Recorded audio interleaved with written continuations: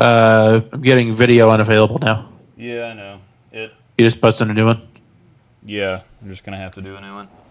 Okay. This is a nightmare.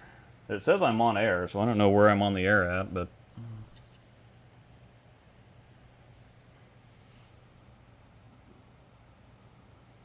There we go. Well, I'm kind of on there now. Alright. Oh. There's a turbo logo over my face. Yeah, if I fix that. Okay. Oh. There's a turbo logo over my face. Yeah, if I fix that. Okay, now I need to turn the sound off. Alright, everybody give me a second here. I had some technical difficulties.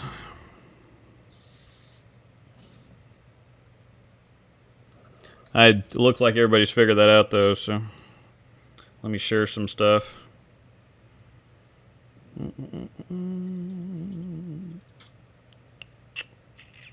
Delete.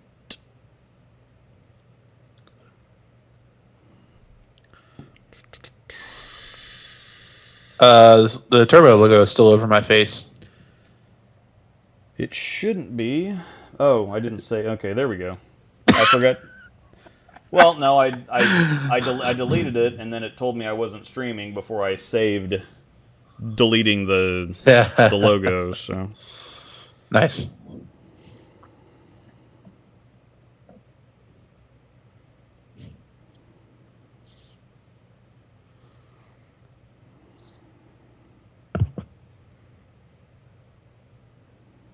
Everything good though? I don't have the. I hope my audio sounds okay. Yeah, I think so. We're live, so. Okay, sweet. We did it. Yeah, kind of. See, the thing is on the Elgato screen, as soon as I hit stream, as soon as I've got a setup here and I've got all my tools and everything. As soon as I hit stream, there's a box that comes up on the video screen that says, do you want to stream to this stream? Well, as soon as I move my cursor up to the video box, it completely expands and my cursor disappears. And so I can only tell by the blinking of the screen, so I think I accidentally hit stream and then cancel or something. So don't know, don't care. So yeah. Who's the guys in the back? That's James Kniffen. I was going to edit the title here too to add with James Kniffen, but or with some random guy who apparently looks like Josh Gad. Yeah. Okay, so yeah. Hopefully this should sound good. If anything, it might be a little loud. So. Yeah. Folks in the stream chat are saying it sounds okay, so I think we're all right. Okay. Cool. So yeah, for those who don't know, by the way, I'm James, aka Shimwrecker. Came in here to hang out with Luke and talk some layouts and arsenal building. So here we are. Hi, Cassie.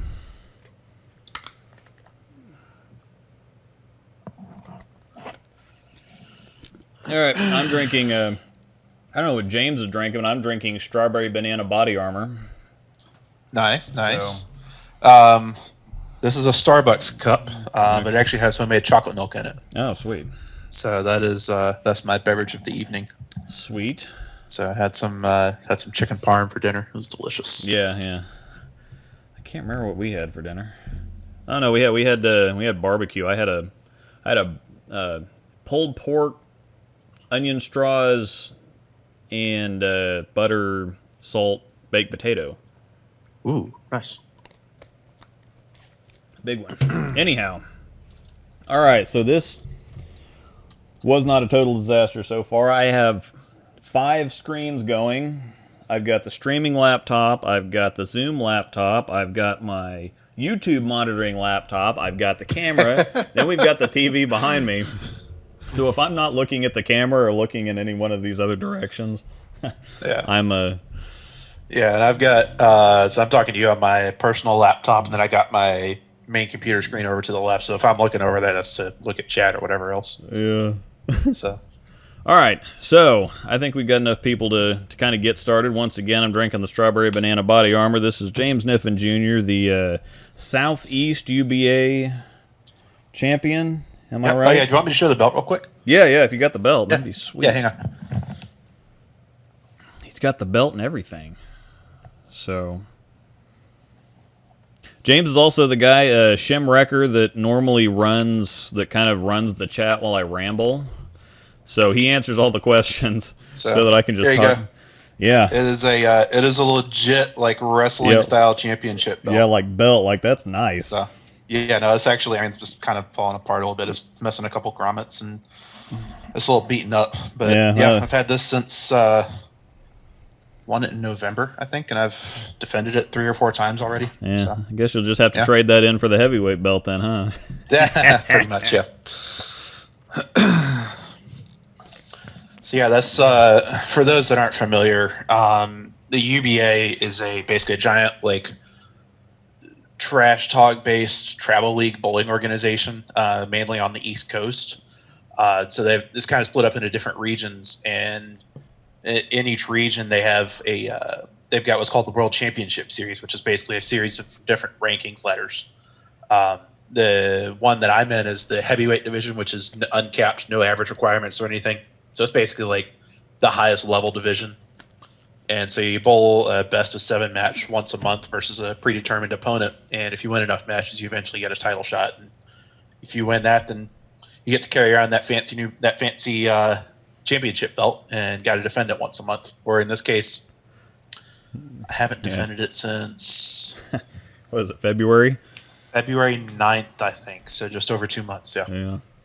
And they stream. I was supposed to defend it the Sunday right after everything shut down here in North Carolina. Yeah. And they stream a lot of that on the contract match was on Flow Bowling, but they stream a lot of it on Bowl TV too. Yeah, the Bowl TV partnership is excuse me. The Bowl TV partnership is an exciting new thing that's just popped up within the last couple months. I think the first event we actually had that at was Mega Bowl up in Richmond, where I was able to challenge up for the World Heavyweight Championship. Unfortunately, lost that one, but don't worry, that's memorialized for all to see on the internet, which is great. Yeah. No, but I don't think I don't know if Flow Bowling is going to be happening in the future for stuff like when they had it at Battle Bowl last summer, just because of the now we're partnered with Bowl TV instead of Flow. Yeah, okay. But still having that partnership, that kind of the infrastructure behind it and kind of the platform already, I think it's going to help a lot with kind of getting the word out about the product as much as anything else. Yeah. And I imagine it's helpful for you to go back and watch and have the video instead of just kind of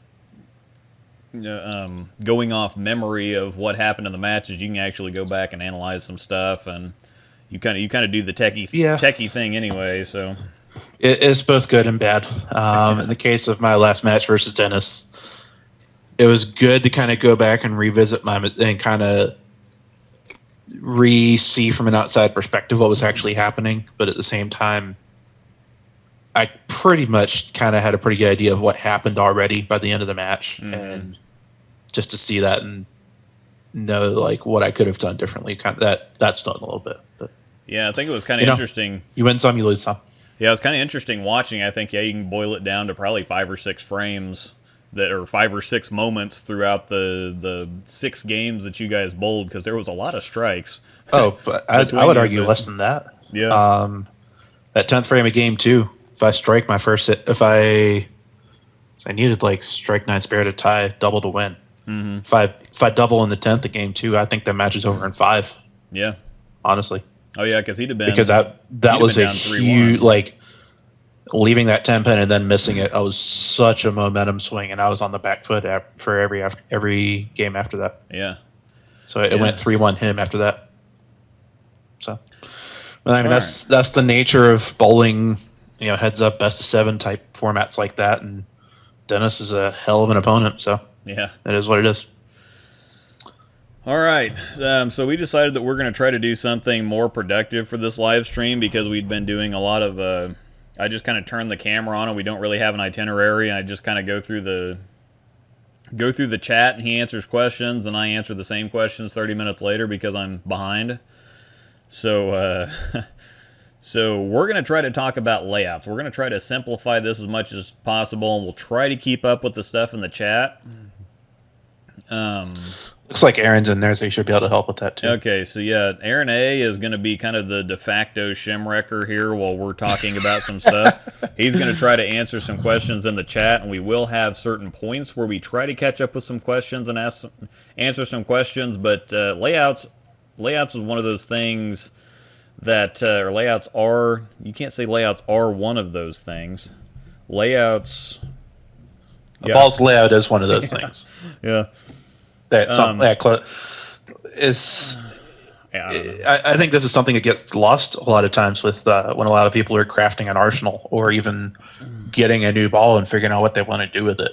Is, you know, you hear people talk about like the 70-30 rule a lot, where, you know, 70% of a ball's reaction is cover stock chemistry plus surface prep, and then the rest of it is made up from the core and the layout. So then, you know, if you're changing a layout, that's, you know, maybe if you're making a huge change going from like a really short pin layout, which we'll talk more about that later, to a more traditional layout, you know, that could be a 20% change in ball reaction, but it's still going to feel very familiar to that. Wait, Bowling Chad is in here? Yeah, that's what I'm going to say, so we can sound like idiots in front of Chad. So yeah, we got I mean, that's something that I've always kind of looked at is you should use the layout to hone what you want it to do and not to force it to be something else. Yeah, and I think that layouts. Oh man, I was about to say the same thing and get back into that rough English thing, but I think people generally they either oversimplify them. They think that they matter more than they do, or they seem so complicated because everybody wants to make them more complicated. Just to people like getting deeper down the rabbit hole sometimes, and so some people will overcomplicate things to make them more interesting. Some people will try to simplify things to the point that they just have, a few things to pay attention to, but you can't oversimplify them. And then trying to figure out how a layout fits with a ball and where the total package fits in your arsenal is something that kind of seems like it's over a lot of people's heads. And so we were going to try to simplify that and talk about the several different points of that instead of just because everything works together. It's not just you pick a layout. You're picking a layout for a ball to get a desired reaction to fit in a specific place in your arsenal. So everything kind of works together. There's no one without the other. You don't pick a ball and then pick a layout to, you don't, everything happens together. It's not individually, individual selections there. So yeah, definitely agreed with that. So I guess, do you want to kind of start, Luke, by talking through what layouts, like to at least a high level kind of overview of layouts and kind of what you can expect different layouts to do? Yeah, let's start from that point. Yeah, let's start with the layouts themselves. And I'll pass this one to you because I think that you've got some wheels turning already. Yeah. While I've got it up, I'm going to post a link in the stream chat real quick. Storm's got a playlist of videos on their YouTube channel for their pin buffer layout system, which is basically that and dual angle or different ways of kind of getting to the same end result. But the videos include some really good comparisons showing you what sweeping that range of possible measurements does on each of the numbers, whether it be pin to PAP, mass bias to PAP, or the pin buffer, aka the val angle, essentially. Yeah, I think whichever system you use, whether you use VLS or dual angle, these videos specifically illustrate it probably the best I've ever seen it done as far as what the numbers are producing as far as core position and the ball reaction that they create. Yeah, definitely agree with that. So I guess I don't know if it's necessarily the most important thing, but it's the number, the measurement, the part of a layout that most people gravitate to. pin up versus pin down. Yeah. Mm-hmm. And I think there's this very big misconception, especially with symmetrical balls, that pin down makes it roll sooner, and pin up makes it skid and flip more. Yeah. And that's actually a little bit of a miss with modern bowling ball motion and kind of how we've come to understand it. I think that's a bit of a misnomer. Realistically, if you drill a ball pin up, that means it's going to flare a little bit more. And so what you're actually going to see from that is a more dynamic change of direction down lane, but also more directional change down lane. Versus if you take the same ball and drill it pin down, it'll actually be a little smoother, a little more controlled, a little less change of direction. And that's one video that I'm actually looking forward to doing once things open back up, is I'm going to drill another phase 3 pin down and actually use that plus the pin up phase 3 that I've got already to kind of illustrate how they actually are about the same in terms of length. But it's just the pin up, kicks and flips harder versus the pin down kind of rounds it out and blends it a little bit more. Yeah. Yep, and I think the one big misconception is that people always thought, and this has been a decades-long thing, that pin down was just earlier and smoother. It's not actually earlier, because what you're doing is you're raising the RG and you're lowering the differential. So what that's actually producing is something that's going to be longer and a little bit rounder, smoother on the back end, because you don't have quite as much flare, and the RG is higher. So that's going to push the ball a little. That's going to delay the reaction or get it down the lane a little bit longer, keep it from revving up quite so early. Yeah, definitely agreed with that. And it all, like you said, is all a system. It all combines together. But like you said, you never want to be looking at just a ball or just a layout. You want to look at how those work together. And I think, just kind of as an aside, I think our experiences with the idle pearl are a really good illustration of that, of kind of how you and I had slightly different experiences, and we profile a little bit differently as bowlers, and we ended up actually needing exact opposite layouts on our idle pearl. So I guess, do you want to talk about your experience first with it?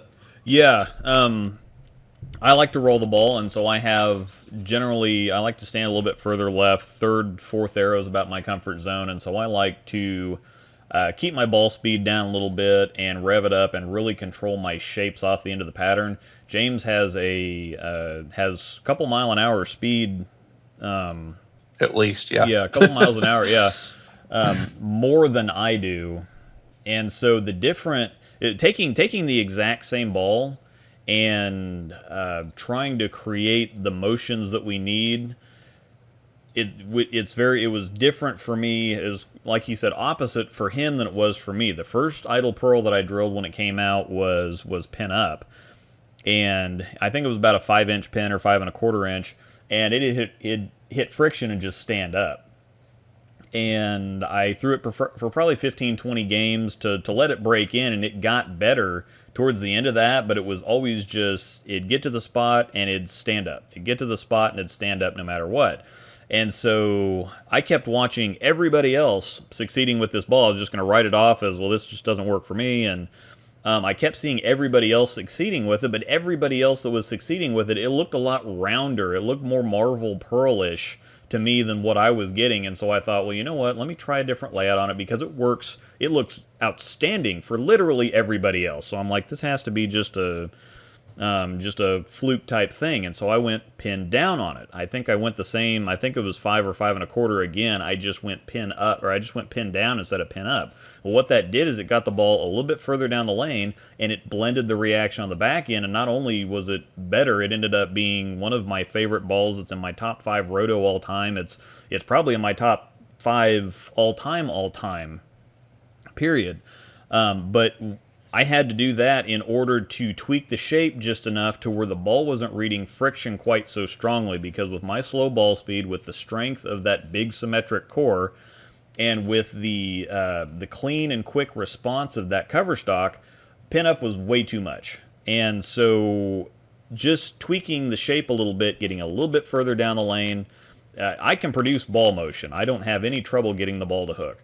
And so pinup is just a little bit too much. And because pin up isn't longer and stronger, it's stronger, but it's more dynamic. I mean, it's ready to go as soon as it hits friction. And sometimes when you have something like that, it can burn a whole bunch of energy when it hits friction, just all at the same time, and just kind of give up. But going pin down just lengthened it and blended it just enough to where it actually worked for me.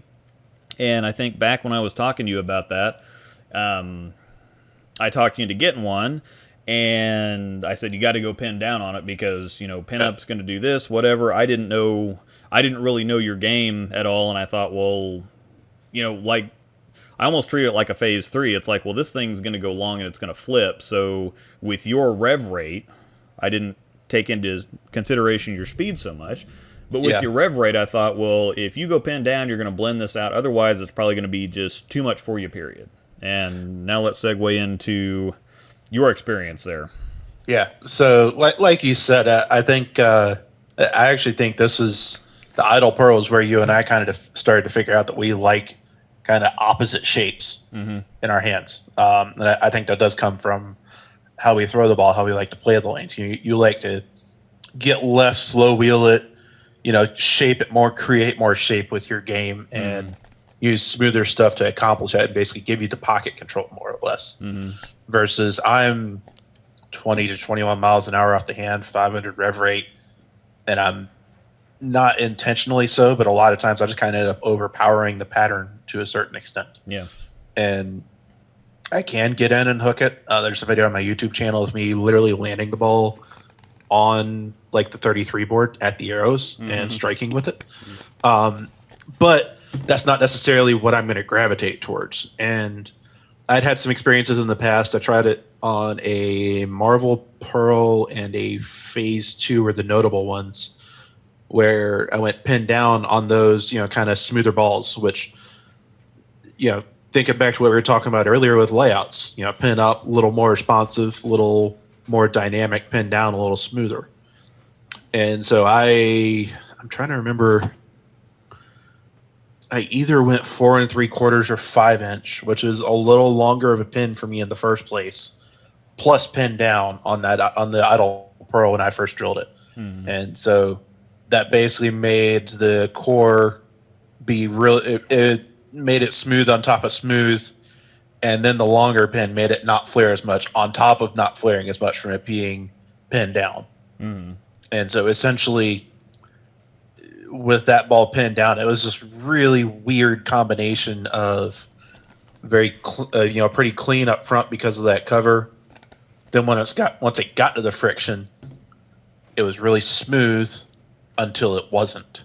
Yeah. And it was just it was this bizarre reaction, and I tried everything with that. I tried slow hooking it. I tried moving right and firing it and blade straighter. I even took it to 2,000 grit, no polish. Like I threw the kitchen sink at that pin down, and I was like, Luke, I don't know what you're seeing, man. This ball sucks.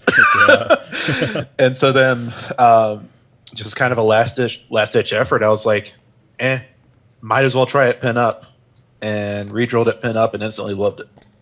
And that was just because that, again, getting back to, it was just smooth on top of smooth, and I couldn't really get the ball when it was the right shape. I still couldn't get it to roll through the pins properly, because what pin down does, because it's smoothing it out, it's actually extending the hook phase, making it get into the roll phase a little bit later, which for someone like me with a lot of ball speed, that plus symmetrical cores that already tend to roll a little bit later than ASIMs usually is not the best of ideas. And so that was what trapped me on that end. Yeah, I mean, if the ball's not ready to hook when it hits friction, you're going to get a whole lot of inconsistency. That's where you're going to get the wiggle and the, sometimes it'll hit, sometimes it won't. You'll go from flat 10 to pocket 4. It'll be one of those things that you just can't quite dial in. Yeah. And I think that due to my slower speed, again, I don't need any help getting the ball to hook. So as soon as something hits friction, generally it's ready to go. Now with your higher speed, it's going to take a lot more. It's going to take a lot more to get the ball to change direction, or it's going to be longer. The time that the ball takes to change direction is going to be longer for you, and so that's naturally going to smooth stuff out. So the way that you throw the ball is naturally going to produce a smoother reaction, and the way that I throw the ball is naturally going to produce a sharper reaction than kind of the average ball reaction for something. So take something like the Phase 3. When that came out, I knew I had to go pin down on it because I'm like, this thing's going to flip, and everything flips for me anyway. And so I need to smooth the crap out of this thing. Meanwhile, you went pin up on yours, didn't you? Yes, I did. And that was because a combination of two things. Number one, I wanted to treat it like the Phase 2 complement that it was designed to be. Which, and I literally copy pasted, I think, what was the layout on that? So I drilled these before I realized my PAP changed a little bit. I think the layout was 4.5 pin, 35 val, which is like 4.5 by 2.5, give or take, in the pin buffer system. And I wanted to kind of let the ball be what it was, essentially. And I was also thinking about my experiences with the Marble Pearl and the Phase 2 and the Idle Pearl of, I knew it was still going to be responsive, but I also wasn't sure quite how responsive down lane and how fast it would get into the roll phase. And so I wanted to make sure that I wouldn't trap myself in that smooth on top of smooth type of layout again. I wanted to avoid that trap that I got with the Idle Pearl and the Marble Pearl. And so I went pin up, same 4.5 pin to pap. And I did really like it out of the box. After about 30 or 40 games, I think once the cover broke in, it kind of started to feel like a little bit of a cover core mismatch. I think I actually drilled it a little bit too strong. So that's why I'm drilling the second Phase 3 once things open back up, is I'm going to go pin down on the new one because I think it's a responsive enough core cover combination that I can go pin down on it. It'll still pick up and go through the pins the right way, even with my higher ball speed. Yeah. And we could use that to segue into matching layouts and ball types, if you're ready for that, unless you want to talk about some layout particulars or kind of the specifics of pin to pap, all three numbers. Yeah, so I did, as far as, so let's touch on the other parts real quick, is pin to pap. That's another way of controlling how much your ball flares. And it really only applies when you're kind of in the normal, like, sweet spot range of like 4 to 5.5 inches from your pin to your axis. On short pin layouts, it becomes very, very dominant, and it essentially puts the core in almost an overstable type of position, for lack of a better term. Yeah. When you get in that 4 to 5.5 range, which is where most balls that come out of a pro shop are going to be drilled, is in that range.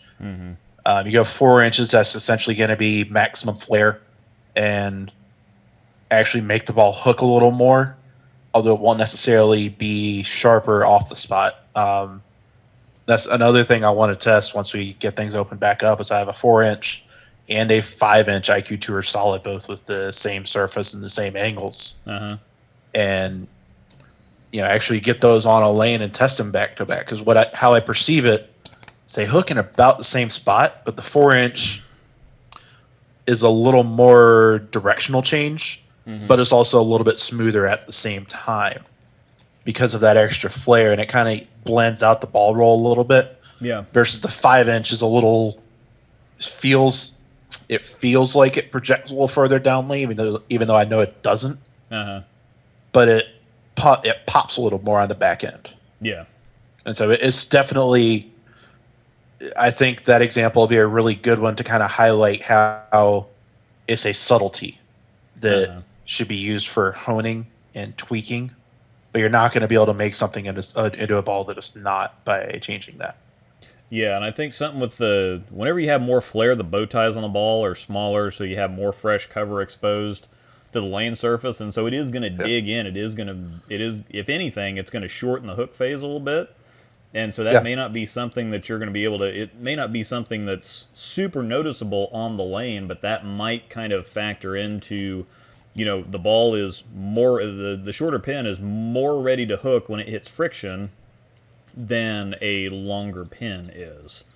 And so that might be something that plays into the shape there. That just it's not a length that it starts hooking at. It's just maybe like you were saying, the shape off the end of the pattern. Once it starts hooking, it's essentially you're essentially manipulating how it's going to behave once it starts hooking. Yeah. And then the other number is drilling angle from the dual angle system, or mass bias to PAP, or PSA to PAP in the vector system. Mm-hmm. And essentially, actually here, let me grab a ball and kind of use this as a demonstration. Okay.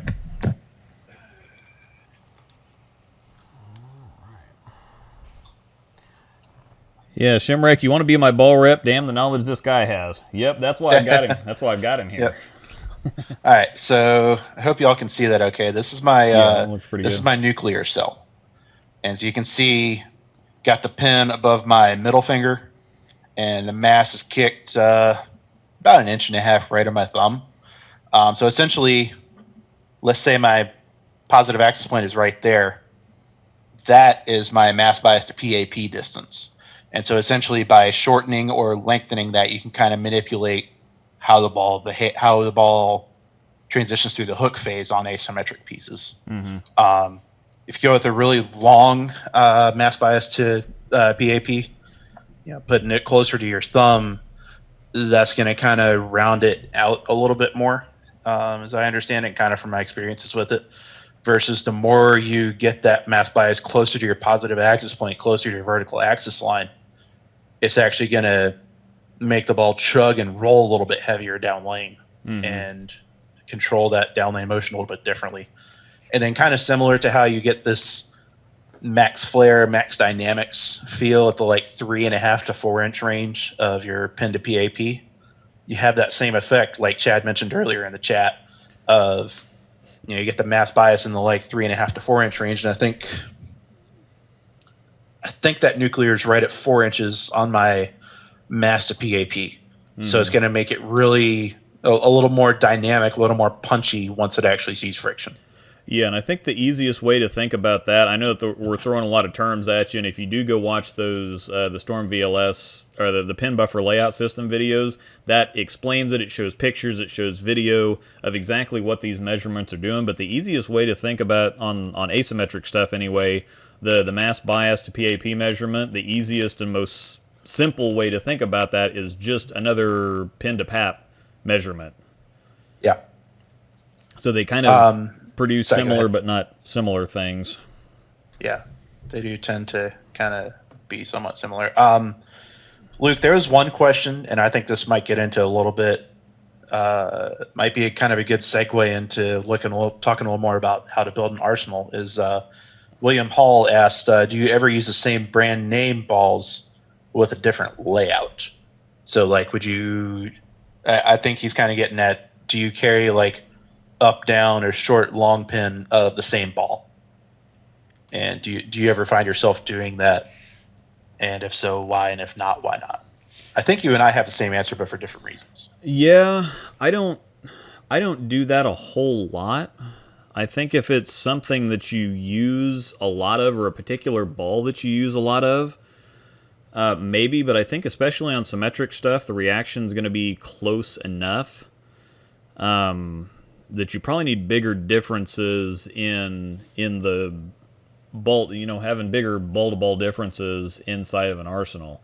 I have done it before, I think, but with the layouts on bowling balls have to be so much different to produce a noticeable difference in ball reaction, that I don't think that, especially just having one, I think like we were talking earlier, if the pin to PAP is a 1/2 inch difference, you're just not going to notice it on the vast majority of conditions, unless you're just ridiculously laser accurate. But if you are, then you should be on tour anyways. Yeah, exactly. Yeah, if you're that accurate where you can tell the difference in a 1/2 inch pin to PAP, then yeah, you should be on tour. So. Yeah, I think for me it's a similar type of deal. It ends up being too similar in a lot of cases. Yeah. I was the one time where I actually had two of the same ball but different setups on it. Was for a few months earlier this year, I was carrying dual hustle inks with me to tournaments. One of them was like 4.5-inch pin up box surface, like, box shine on it, designed to really get down the lane and respond, but still be, have that same kind of ink, like control but punch that you expect through the pins. The other one was 4.5-inch pin down with a deep thumb, and I was running it like 2,000 or 3,000 sanded. Yeah. That was the only way I was carrying two of them, was completely different setups and different surfaces on them. So pin up shiny and pin down surface, and even then they were still pretty dang close. Yeah, like it was a nuance, and that nuance saved me a few times in tournaments. And actually, one of my defenses of the belt, I did mainly with that pin down ink in a center where the back ends were flying, and I was able to just shove it at the 3's pocket. But by and large, it was a nuance and not really something I would do with most bowling balls, to carry two of the same ball with different layouts on them. But I have to be able to make pretty fast decisions, and I don't have time to deal with shoveling through 20 bowling balls at a tournament to figure out what ball I should be throwing. Yeah, and I think most of the time when, even when pros are at an event and they drill two of the same ball, they may be bowling in practice, maybe they bowl their first block and they like the way that a certain ball is shaping, but they need to tweak it a little bit. That's not something that you're ever going to have the ability to do in a regular tournament. You're not going to be able to. I mean, I guess you can. You can go into the pro. You can bowl the first squad or first day and go into the pro shop and say, "Hey, I really like the look this ball's giving me. And go ahead and drill me another one, but let's tweak this." But I think as far as generally just building a standard 6 to 8 ball bag or set of bags or arsenal, sometimes you can have stuff that overlaps too much, like we were saying, or like he was saying, like Mr. Bill said in the chat here. You're not going to just have different layouts. You're going to have different surfaces too, because the same ball, the same cover, even if they're drilled different, that cover is still going to have the same friction response properties. Each ball is going to have the same friction response properties, and so by getting if you have the same surface on them, just getting the core to rotate a little bit differently and, to create differences in flare is not going to, I mean, the difference is going to be so minute that it's probably not going to help unless you have wildly different layouts. And so on top of that, you'd have to have different surfaces too to even further mix that up. But unless you're just really in love with a certain ball, most of the time you're going to a tournament, you're taking 6 to 8 balls, and you're going to have 6 to 8 distinct reactions. And so having two that are so similar, even if it sounds like a big difference on paper, like you're saying with your IQ tours that you want to try out, you probably will be able to see differences, but are they effective differences? Are they worthwhile It'll be differences? subtleties. Yeah. So, so, and kind of going along with that, Mr. Bill did mention that he carries 2 promotions, but they're, wildly different setups. And, one's pin up strong, one of them is super short pin. And I think that's another really good segue is, and this is something I see a lot of people asking in your chats on these live streams, especially, is what kind of balls, like if you want to drill something short pin, first off, why? First off, when would you use it? Why would you want a short pin ball in your bag? And number 2, what kind of balls would you want to do that on? Yeah. And I think that the answer I've given most of the time is if you have balls with a naturally rounder shape. And what I mean by that is take something like the MVP. I would never get anywhere close to short pinning an MVP because of the friction response. It's going to go, because what you're doing essentially it's just, this bottle's like a symmetric core here. You can turn it around, it's the same dimensions all the way around. And when you short pin something, you're essentially laying the core kind of down on its side, and so there's not a whole lot of imbalance, and so there's not going to be a whole lot of flare. You're going to rely more on ball cover to kind of get the work done. And if you have something like the MVP that's kind of, isn't it like 254, 255 RG, something like that, it's a little bit higher RG, Yeah. crazy quick friction response. And so what you do is the reaction is going to be more cover. And so if you have something that has a higher friction response, it's going to go dead straight one time, and it's going to go absolutely berserk another time, depending on how much friction it sees. So I think something like the MVP would be completely ridiculously awful to do something like that on. But if you have a bigger core, something like the idle line, I think would be really good to do a short pin on. IQ Tour, Hustling, just normally rounder reactions that kind of have that climbing continuation that kind of make the pocket bigger to begin with. Something like the MVP can be great in circumstances where you don't have quite enough back-end reaction. You want to try to get some more back-end reaction, but at the same time, you can't have too much ball reaction. You can't have too sharp of a move through the pocket, and so it could be a ball that you could ring a 10 with and then go high for a 4 or drive by a 9 or something like that. And I don't think that ball reaction type is very good for a short pin, because the short pin, the whole idea of the short pin is that you want something more controllable but in a resin package.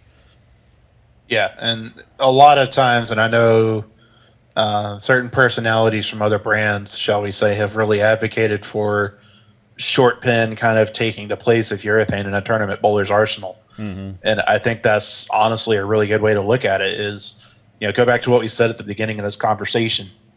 A layout is supposed to hone and enhance a bowling ball into what you want it to be. You don't want to be fighting it. Yeah. And so if you're, generally speaking, if you're drilling something short pin, that means you're probably wanting it to be a really stable, rolly, smooth, controlled reaction. And so you want to do that on something where it's going to be able to read the lane and pick up and tumble and roll through the pins. Mm-hmm. And so, I know Aaron, Bill has his 1-inch pro motion. I know Aaron has a short pin idle pro that he loves. I've got sitting behind me, I've got a blank UFO that I'm going to drill short pin once things open back up. Mm-hmm. And it's all for that. They're all a little different in terms of what they actually do, but the core reasons of why we're picking those balls are the same. Yeah. Is you want something with a strong enough core and a strong enough cover that even when we kind of put it in that really stable position, it'll still be able to read the lane and tumble through the pins. Yeah, because if you have something with a lower differential to begin with, then going with a short pin, you're going to make the differential even lower. The flare potential is going to be lower, and so if you get something with kind of a weaker core to begin with, you've got a resin ball that is, the flare tracks are really tight on, and that can produce more, inconsistency. So again, you still want a bigger core that's going to create some natural flare to begin with. You're just trying to kind of minimize that and smooth out what it naturally does. Yeah. But that's why you don't really want to start with something flippy to begin with. Yeah. Just to rewind a little bit, by the way, I know we were talking about carrying two of the same ball with different layouts. I think one of the few times I've seen where even same ball, same surface, two different layouts would make sense is the duo of intense fires that you have. Uh-huh. And I forget the exact layout numbers. And I think when you did your big Arsenal walkthrough, or no, it was when did you show them side by side? Was that I think it was on Phase 3 videos, I think? Yeah, I did that, and then when I did my Essentials collection, my newer Essentials collection, I had them both in there, I think. Yeah. But that's a really dynamic, really core that what is it, the Rad E core in that ball? Yeah, it's the Rad E. It's a really dynamic core, but it's also one that's very, very responsive to layout changes. Yeah. And even with that and having two very different layouts, you can still see a lot of similarities between those two balls, and you're essentially manipulating how much it hooks once it sees friction, and that's about it. Yeah, pretty much. It was just the one that I had the stronger PSA to PAP on was the one that it read the dry harder, but it still kind of rolled the same. And even then, I'd take the two different ones and I could use them both in the same situations if I wanted to. It'd just be Again, it's more those niche, kind of situations, and I Yeah. don't think that you want to take up 2 balls worth of spot in the bag for something that's not going to give you that big of a difference. Yeah, where like if you're packing 6, you're not going to put both fires in there Oh no. unless you know exactly what you're going to be bowling on, Yeah. and that you know for 100% fact that both of them are going to be in play at various points. Yeah, the second one would only go in if I was taking 8 and bowling on a house shot. That'd be the only time that I'd take the second one. It'd just be, well, I don't know, maybe something weird happens in singles or doubles, or maybe yeah, just again, something weird happens and I'm just taking extra stuff for the heck of taking extra stuff. It's not like a real part of the plan, so to speak. Yeah, definitely. Um, so let's see what else. What else do we want to talk about? Where are my notes? So let's see. We talked about basic layout theory. We talked about trying to create a package with the ball. So then, I guess let's talk a little bit, and I think this will probably spawn a lot of questions in the chat that we can answer as we get there. Okay. How do we put all this together into an arsenal? Yeah. I guess like everybody kind of has their own perspective on how to build an arsenal. Especially if you're building from scratch, you have a little more of a chance to think through and plan your layouts and how you want everything to sequence together. So I guess what's your advice to people? How do you tend to approach that? What's up, Curtis?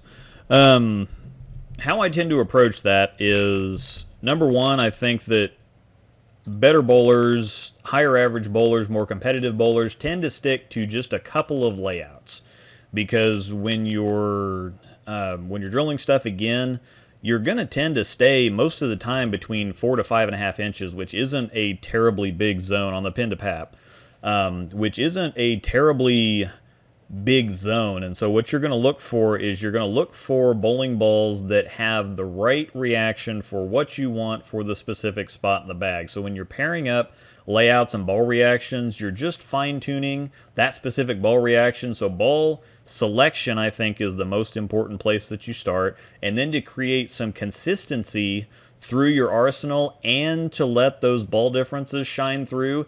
That's why you have only a couple different layouts to work with.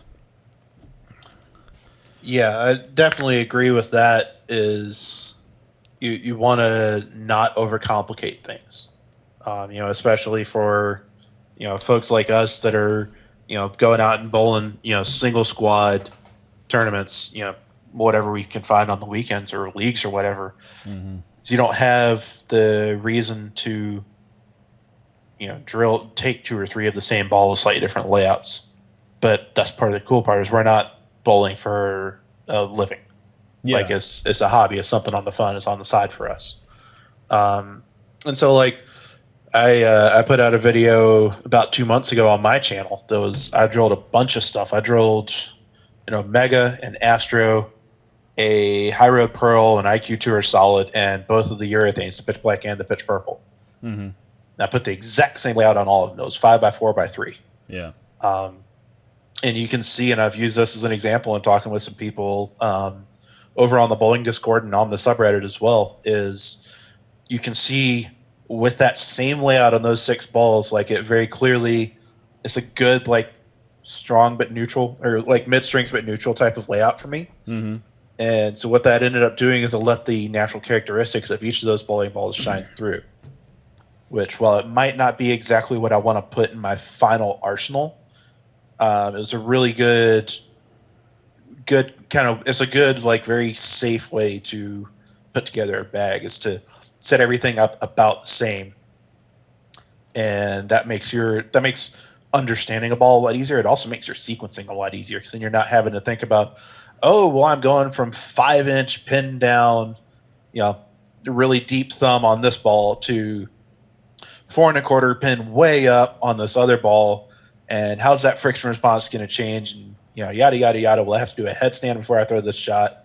I'll have to say abracadabra is going down the lane to make it strike. Whatever it may be. Yeah. So that's essentially, like you said, making it a little bit too complicated. If you've got 6 different balls in the bag with 6 different layouts, and trying to figure out how those all work together. It's so much better to keep it simple and just look at 6 bowling balls in the bag and say, do I want to throw the idle pro? Do I want to throw the idle? Do I want to throw idle pearl? Instead of, just like you said, thinking about, okay, well, this one's got this layout on it, though, and it's going to do this, versus this one's got this layout and doing this. I think that layouts can be kind of compared to different physical adjustments with golf clubs.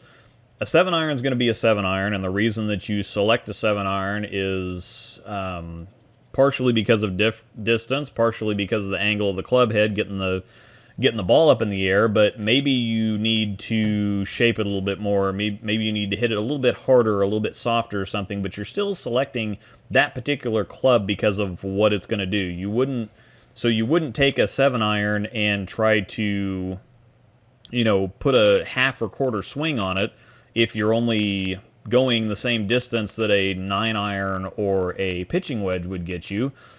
Yeah. Why not instead just use the pitching wedge and put a normal swing on it? And I think too many times people try to pick the ball that they want and then use a layout to force the reaction of it they want when it's not really designed to do that in the first place, and fighting what a ball was designed to do instead of taking the right ball to begin with.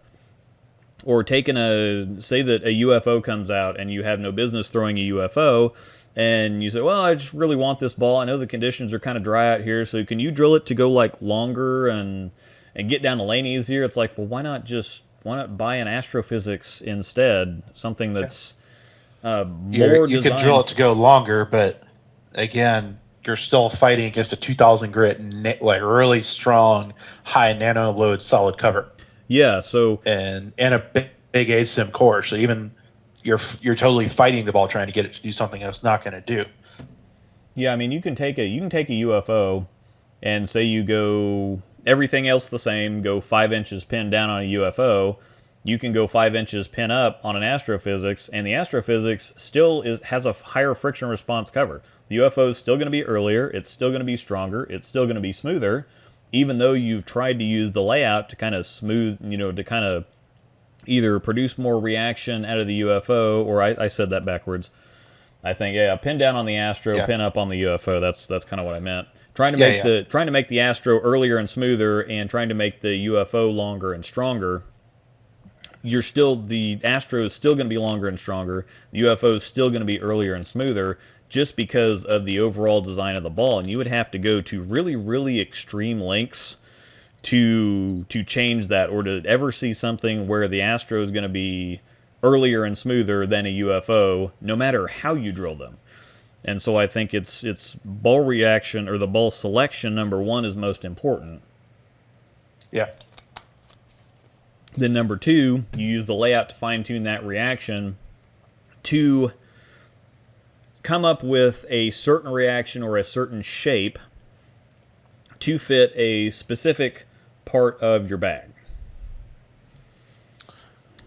Yeah, no, I definitely agree with that. So I guess this might be a good kind of practical example of this is, let's say once things open back up, whenever that may be, out of everything you've got right now, you get to take 6 and you don't know what you're bowling on. What are you taking with you? Mm-hmm. And I guess kind of talk through, are there any layout differences? If so, why are those differences there? I guess let's build with your righty bag for now, just because that's a little more established, I think. Yeah. In terms of what you have available. Yeah. So, and I think that's the best way to go about it. Picking for us, because it's really easy to pick what you're gonna make, how you're gonna make your league bag, because you bowl in the same stuff every week. But to pick a truly versatile bag, just pretend that you have no idea what you're going to be bowling on. You don't know if it's going to be on a flood. You don't know if it's going to be bone dry. You just want to be fully prepared. You want to have something that's diverse and versatile. For me, specifically, I would have probably 1, maybe 2 asymmetric balls, probably just 1. If I took just 1, it'd probably be a physics, because it's the best blend. And I think the most It's one of the more versatile asymmetric balls I've used, period, because with some shine on it, it does get some length and have some pretty good pop on the back end. It can reach lower as far as oil volume and shorter pattern with some shine on it, and it can also reach really high on some longer and heavier patterns just with a use of an Abralon pad. And so I think the range of use for the physics is pretty big. It's not super long and flippy. It's not super early and smooth. It's kind of those very well-rounded, versatile bowling balls.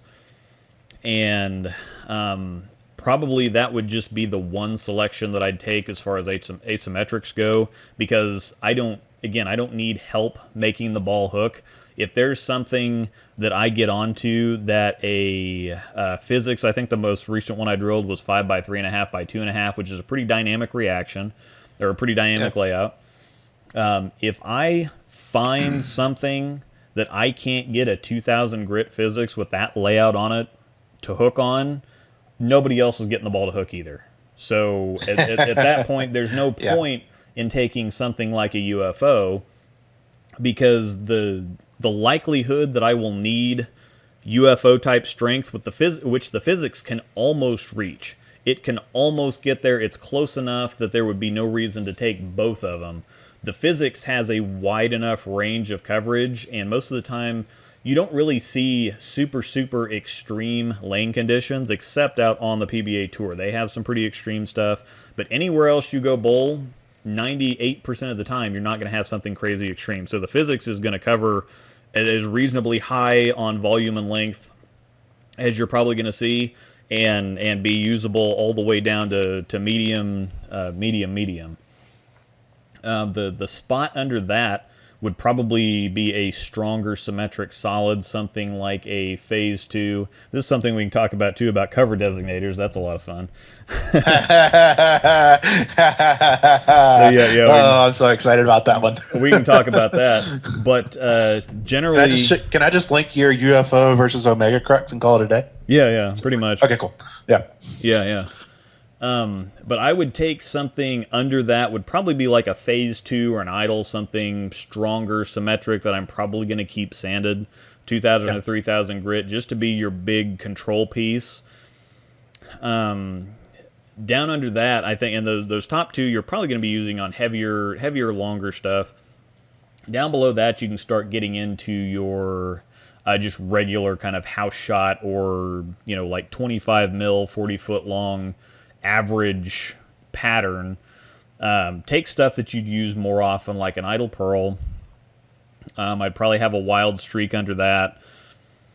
I don't use stuff very often on the lower end of things. Like, I don't get down past a wild streak or an idle pearl very much. In the situations, it would have to be a super high friction surface, super low volume to get me down that far. And so I will probably have one extreme on the high end, one extreme on the low end. But the bag that I take most of the time looks something like physics, phase 2, idle pearl, wild streak, something in the middle there. Maybe like an idle pro, something to kind of something like an idle between pro. the phase 2 and the idle pearl. And then at the very low end of it, I would have my high road T, which is an overseas high road pearl, for just if we're just bowling on dirt. Yeah. Something where you can't get anything else down the lane. Pretty much. And you just need something to give you that look when nothing else is going to be working. Yeah, last ditch effort type stuff. Yeah. So I would take a handful of balls that are kind of right in the middle. And some people, I imagine you'd probably have, we'll get to you, but IQ Tour, IQ Pearl, something that's kind of stable right in the middle there. So it might look something like physics, phase 2, idle pearl, maybe an idle pro to kind of go along with that. Idle pearl, idle pro, something like that, wild streak. Possibly the IQ Tour in there, and then a high road T for me.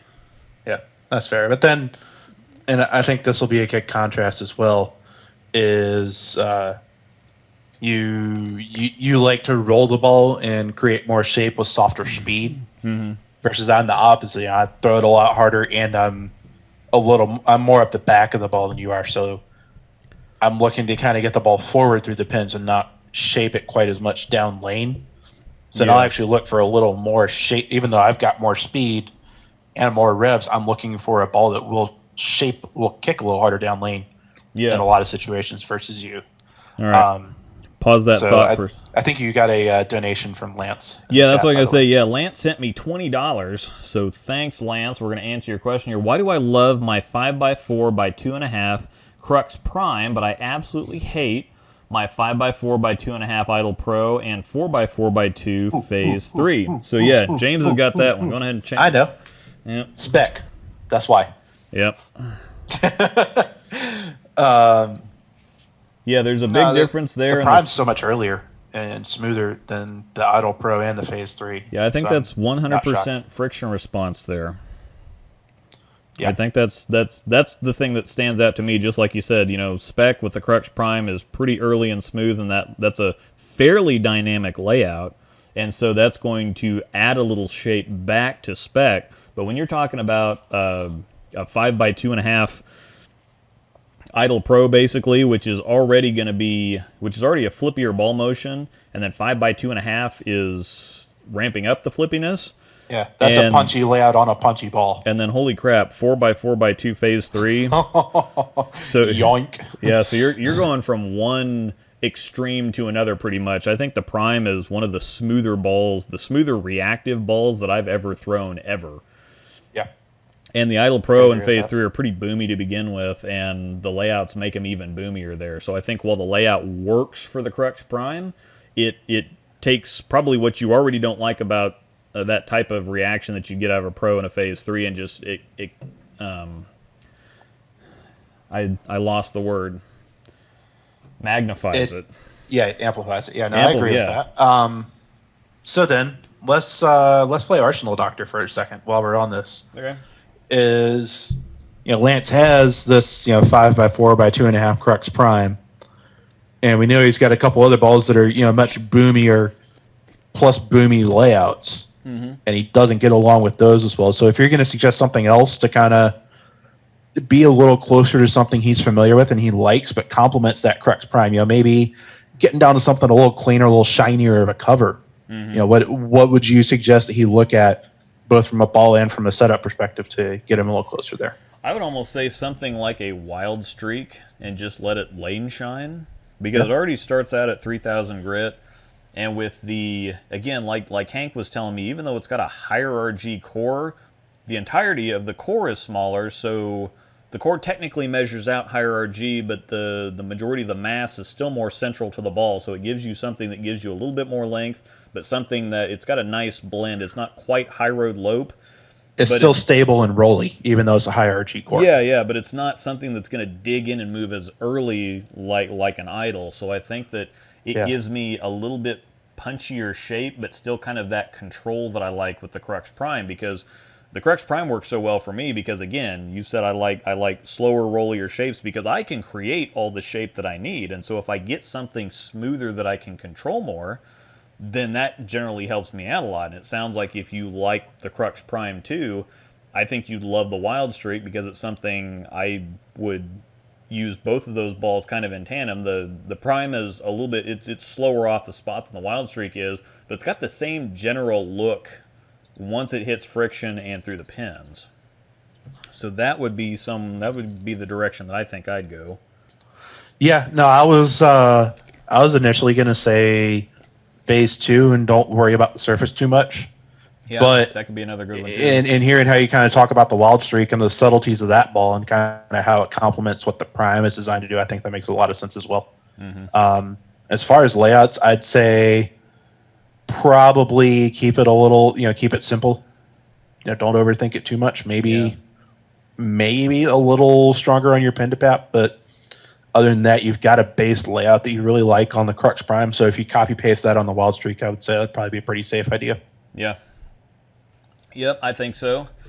And as far as the ones that you have right now that you don't necessarily, so you've got a Phase 3 and an Idle Pro that you really don't like. What do you do at this point to change that?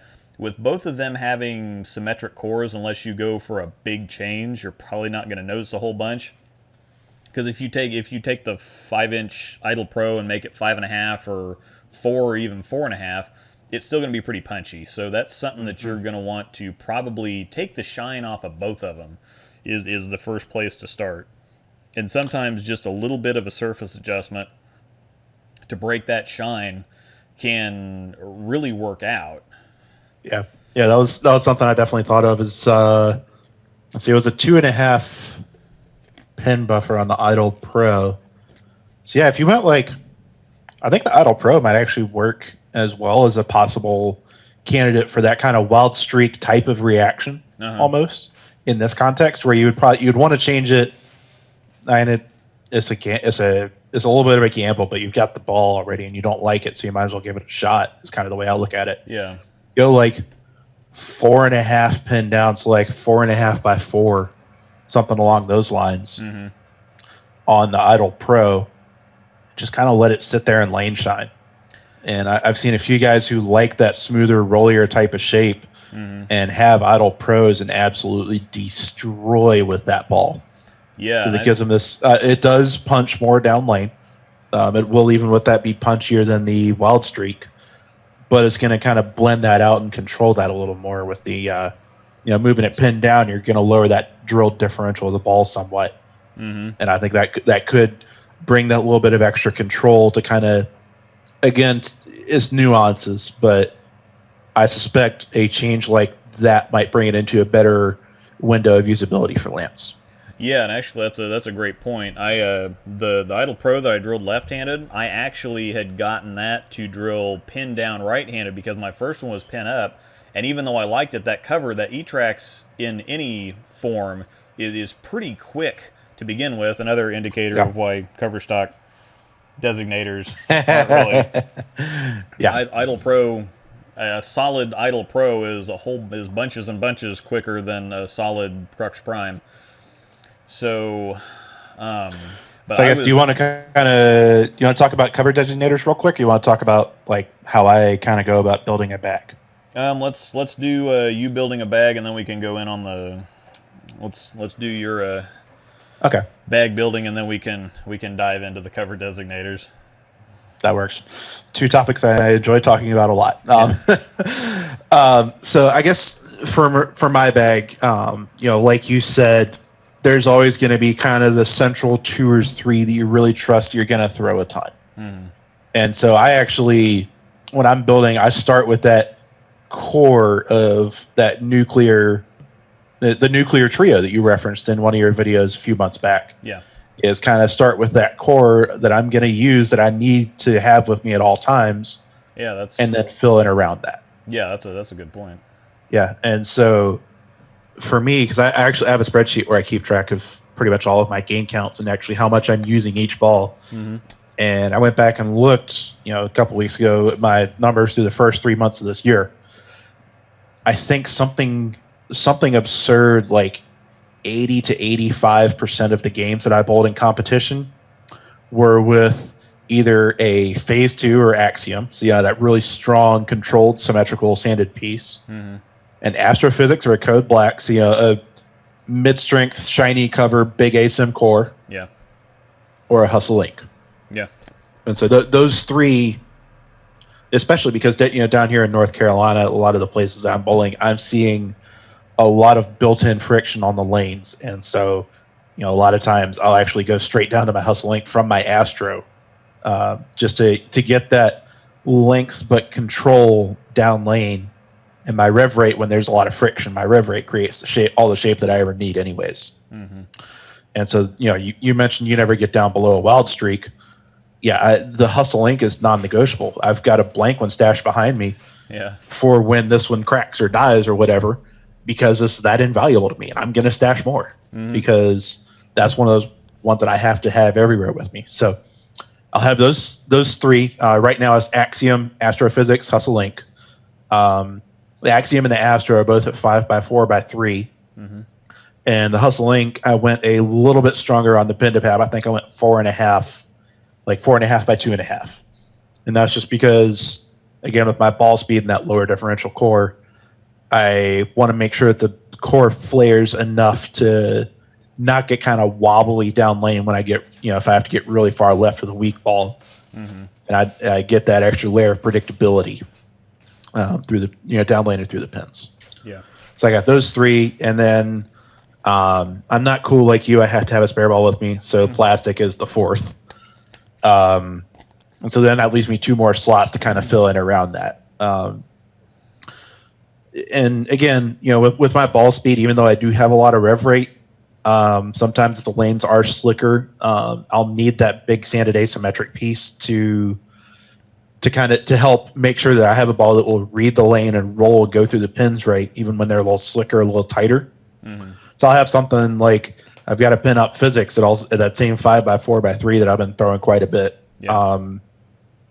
Or the other change, and this is going to be kind of a new ground for me, is I've got a UFO that I'm going to short pin and probably put that in and actually use it as a complement to my axiom, where the axiom will actually have more directional change and the UFO will hook sooner, roll more, but also be less directional change than the axiom.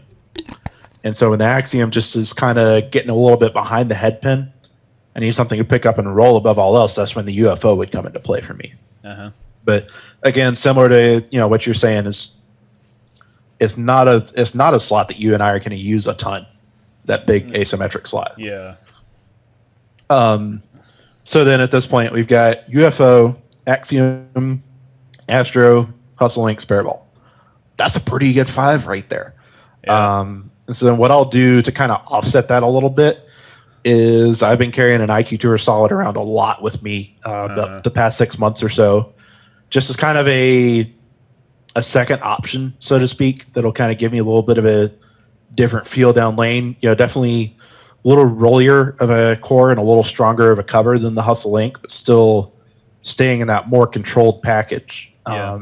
So something like that, or maybe an IQ Emerald with a little bit of surface, or I've got a blank Daredevil behind me I'm going to drill up as well, and that might go in there as well, just as something a little more punchy than the IQ Tour Solid, but still more controlled than the Astrophysics. Mm-hmm. Just kind of looking for, and it'll depend a little bit on what I'm feeling that day, honestly, and what I want to take with me from a reaction perspective, but something along those lines. So you got big sanded asim, really strong, really rolly, strong sanded control ball, shiny asim, weak shiny symmetric, kind of a wild card type of slot, and then a spare ball.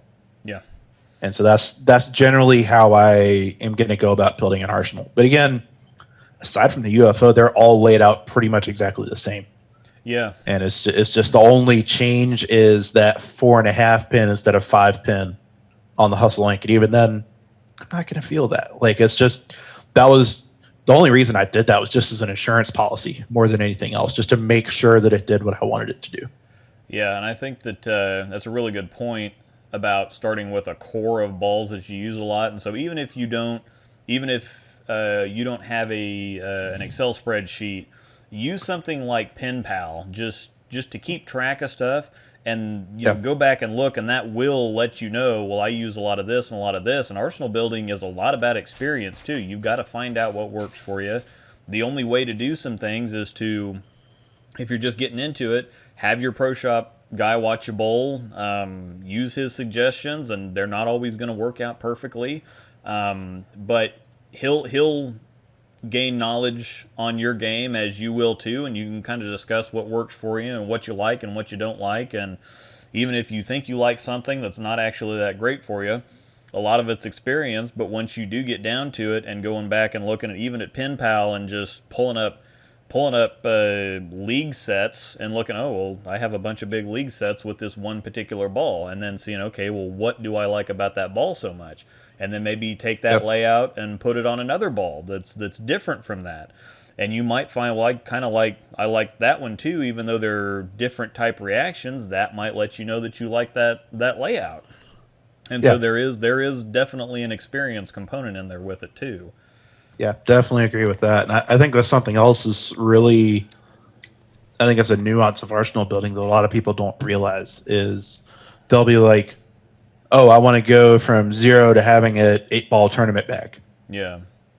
If you're going from like 1 or 2 balls to 8, you can't do that effectively and actually get it right.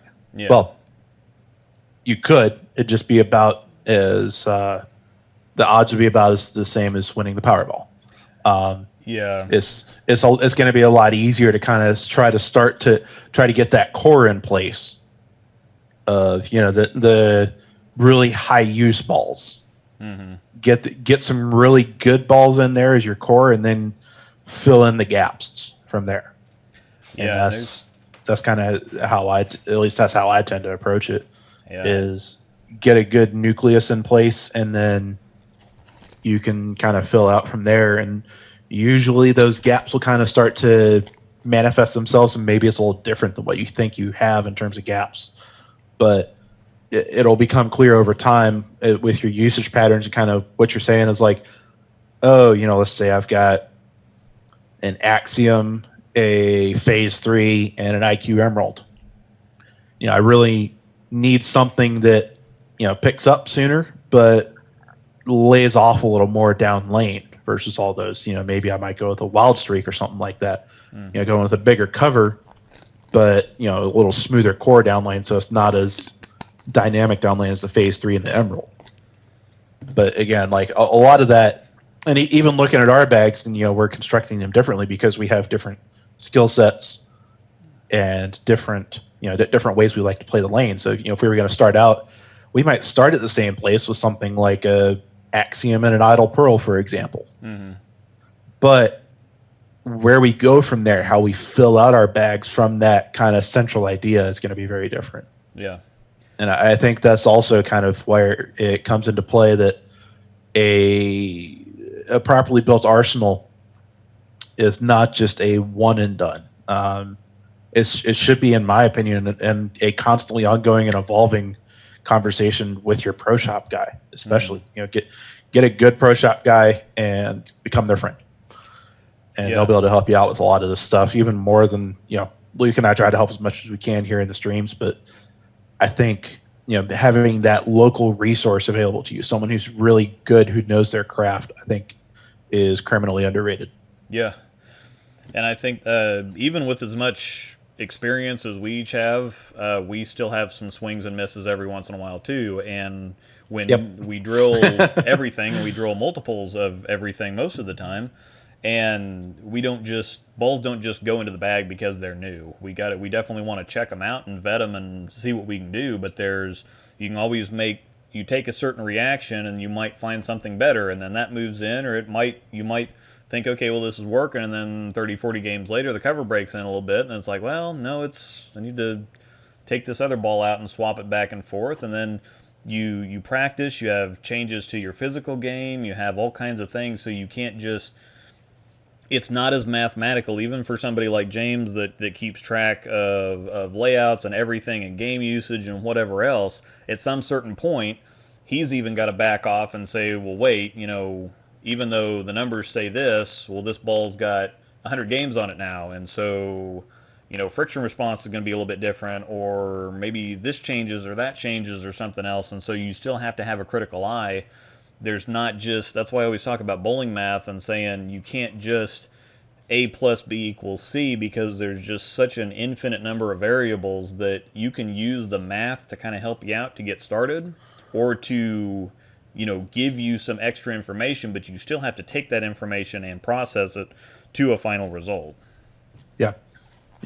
Bowling is not done on paper; it's done on the lanes, and that's the end. That's the end marker. That's the end result of it all. This sounds like a good place to segue into the Coverstock designators, as far as bowling math and stuff on paper. So yeah, finish real quick before that. Let's talk about urethane, because we just got a question about that in the chat from Trendsetter Rico. Okay. How come neither of you have urethane in your bag? You have a well-versed hatred of urethane. Yeah, which I actually kind of like now. I don't want to. Don't let that get around. But I kind of like my pitch black now. I think the answer for me is I bowl 95% of the time on 95% of what I bowl, and pretty much 100% of what I bowl when there's money on the line is on house shot. Yeah. And with that, and with my ball speed, urethane just does not look good often enough to justify a spot in my arsenal. If I'm going to bowl on like sport patterns in like a sport league or something, and I'm bowling on mystery patterns every week, I've got a pitch black and a pitch purple back there. They're both coming with me for those. Yeah. Because urethane is one of those reactions where if you're on tough, if you don't have it and you need it, you're dead. Yeah. But I'm never bowling on tough when there's money on the line. Yeah. And that's just kind of a function of the tournament scene around here for the most part in the Raleigh area. So I enjoy throwing it when I can, but that time doesn't come very often for me. So I guess kind of going along with the kind of morphing over time, I guess briefly before we get into cover designators, what's been your thoughts? How has your opinion of urethane changed and morphed over the past? When did the hot cell come out? Because that was when you made the urethane. I'm never doing the skin video. Yeah, that was 2 or 3 years ago. I think 2017, early mid 2017, maybe about this time 3 years ago. I think I'd have to check on that, but it feels about right. Let's see. Oh, the hot cell was out when Maldonado made the Scorpion show at the World Series, which was 2017. Yeah, like late 2017. So it's like summer, fall. So. 2.5 years ago. 2017 is kind of what I remember, and it actually was over the summer because I remember when I did the video for it, it was over the summer. I don't know, maybe it was hot outside and we got a hot cell, but I don't know. I think it was summer in the bowling alley because it was easy to get the lane time. Okay, but anyway. I think what really changed is exactly what you said. When you need it and you don't have it, you're screwed. I got into several of those circumstances where I needed it and I didn't have it, and just nothing else was going to work. There was stuff that was going to get me by, but nothing else was going to help me cash or actually compete. And just saying, well, if you don't have it, you can make it work. Well, you can't make it work well enough to make money or really factor into the tournament. And then especially at Nationals this last year, I was the most prepared for Nationals this year that I've ever been, and then I got there and I choked and froze up. But at the same time, if I would have had urethane, I think it would have been such a different story because that team pattern is so short. It's not actually short. It's 38, 39 feet, right? Yeah, and 27, 28 mils. But it plays extremely short and extremely dry, and everything just goes sideways off the end of the pattern because there's no buff out. Yeah, and even having a 5-inch pin down IQ tour, it was still too much ball overall and too much just reaction period. And all the guys that we were bowling with that thought, okay, well, we'll throw a little bit of urethane in practice to calm the back ends down, and we'll end up throwing resin throughout the thing, especially after we get the track burnt and get the back ends to settle down, then we'll be throwing reactives, and that just didn't end up being the case. Everybody that brought urethane ended up throwing urethane for pretty much the entire set. And it was one of those things where I was fishing around, and I just had to, I was throwing it bad and didn't have great ball reaction, which was most of why I was throwing it bad. You can't out-execute bad ball reaction. Yep, so agreed with that 100%. That's kind of what it boils down to, and I didn't necessarily have bad ball reaction, but for me, somebody who likes to slow roll it, one of the guys that we went with, Chance Rivera, was slow rolling a pitch black. That's kind of his game too, and he likes it, and it worked perfect. I mean, the shape was absolutely perfect, and once he got comfortable, he was pretty in there, and if I would have had that same look, I think I'd have done a whole lot better. So that's just one of those situations. Again, if you need it and you don't have it, you're just not going to be a factor. You're just going to be bowling for fun the rest of the day. Yeah, I agreed with that 100%. All right, so on to my potentially favorite bowling topic of all time. Yeah, and it's this is something too, that comes up quite a bit in questions that I see. Whether it be in your Discord server. And other ones that I'm a part of that are bowling related or on the bowling subreddit. is, or even talking to people in person is like, oh, well, I need a Pearl ball. Should I get a Astrophysics or an Omega Crux or a High Road Pearl? Yeah, it actually kind of goes. Uh, It kind of goes with the. It's kind of similar to the whole layout thing where people think, well, you can take any ball and you just drill it to do whatever you want it to do, and yeah, people, just like you said, they think Pearl means something, solid means something, and hybrid means something else, and they wouldn't. Every company wouldn't constantly pump out bowling ball after bowling ball if you could just take 3 cover designators and any layout and build a reaction just like that. You wouldn't make any need. ball you want. Yeah, Yeah, you wouldn't need so many different ones. yeah, and I think I think you actually talked about this a little bit in your Omega versus Astro video, and I think it's a very good example of that. Mm-hmm. Is they're both sanded big block Pearl asymmetrics, Yeah. but the reactions are like miles apart. Mm-hmm. And so what I actually, even looking at other examples that come to mind is the Marble Pearl. It's a shiny pearl symmetric ball with a pretty strong core in it. The Hustle Inc. is a shiny symmetric solid. It goes 3 feet longer than the Marble Pearl, Yeah. even though it's a solid. Yeah. Like that plus Omega versus Astro Crux, I got those mixed up. Yeah. Omega Crux versus Astrophysics. You combine those two and kind of look at that contrast together, and I think the argument kind of makes itself that there's 5. I would argue there's 4 or 5 other legitimate things you should be looking at on a spec sheet if you want to ballpark a ball reaction before you even look at the cover designator. Mm-hmm. So kind of the way I tend to approach it is I'll look at box surface, I'll look at the RG, I'll look at the differential, and these are all undrilled numbers. Yeah.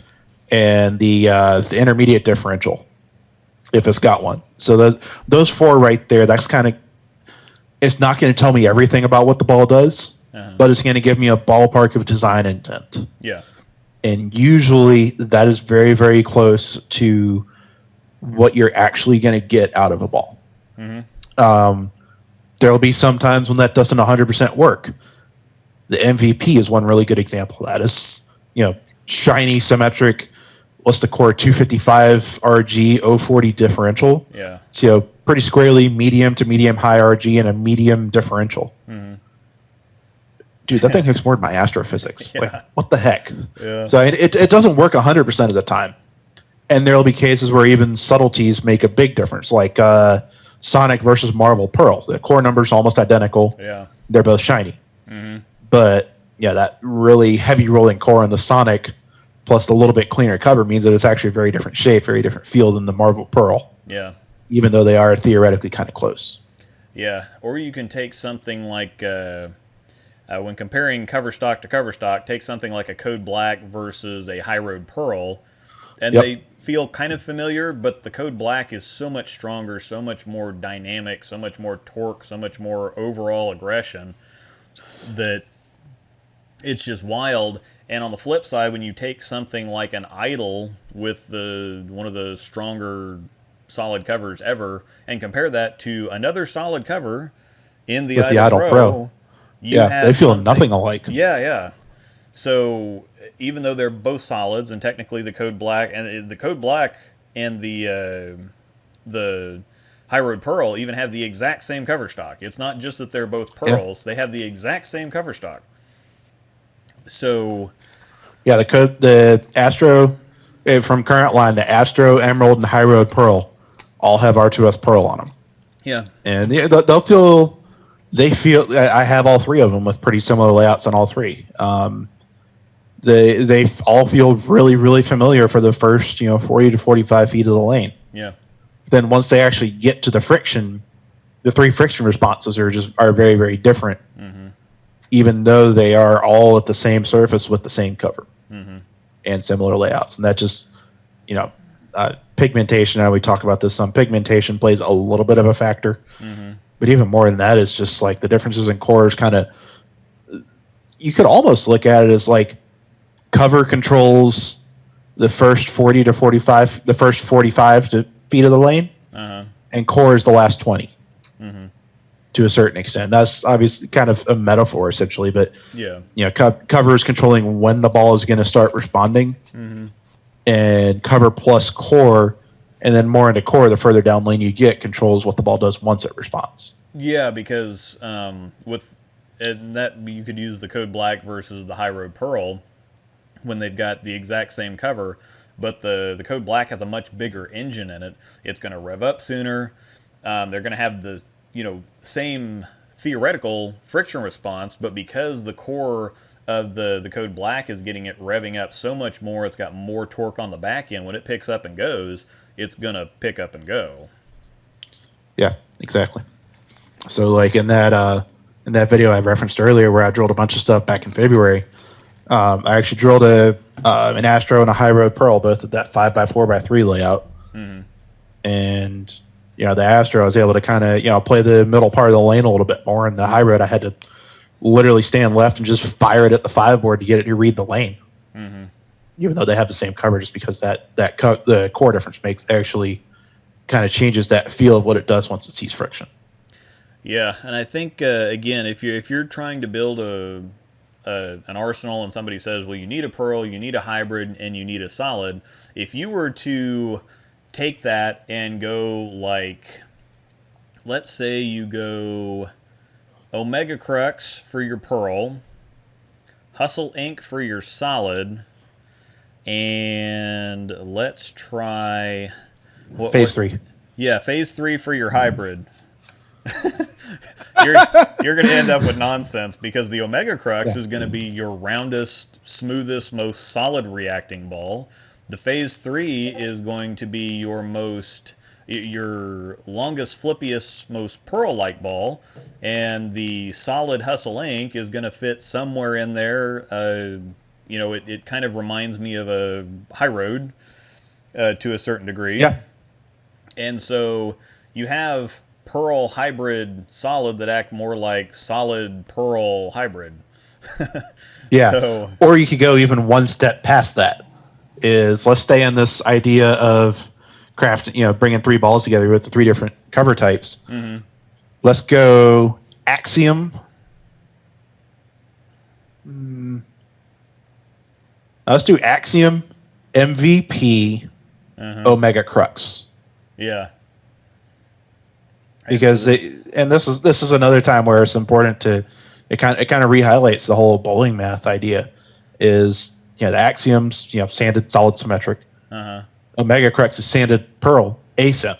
Yeah. They're actually really close reaction wise on lane. So then you got 2 not quite duplicates but pretty close there. Yeah. They're just going to be that's that more nuanced type of difference in a lot of cases between those 2.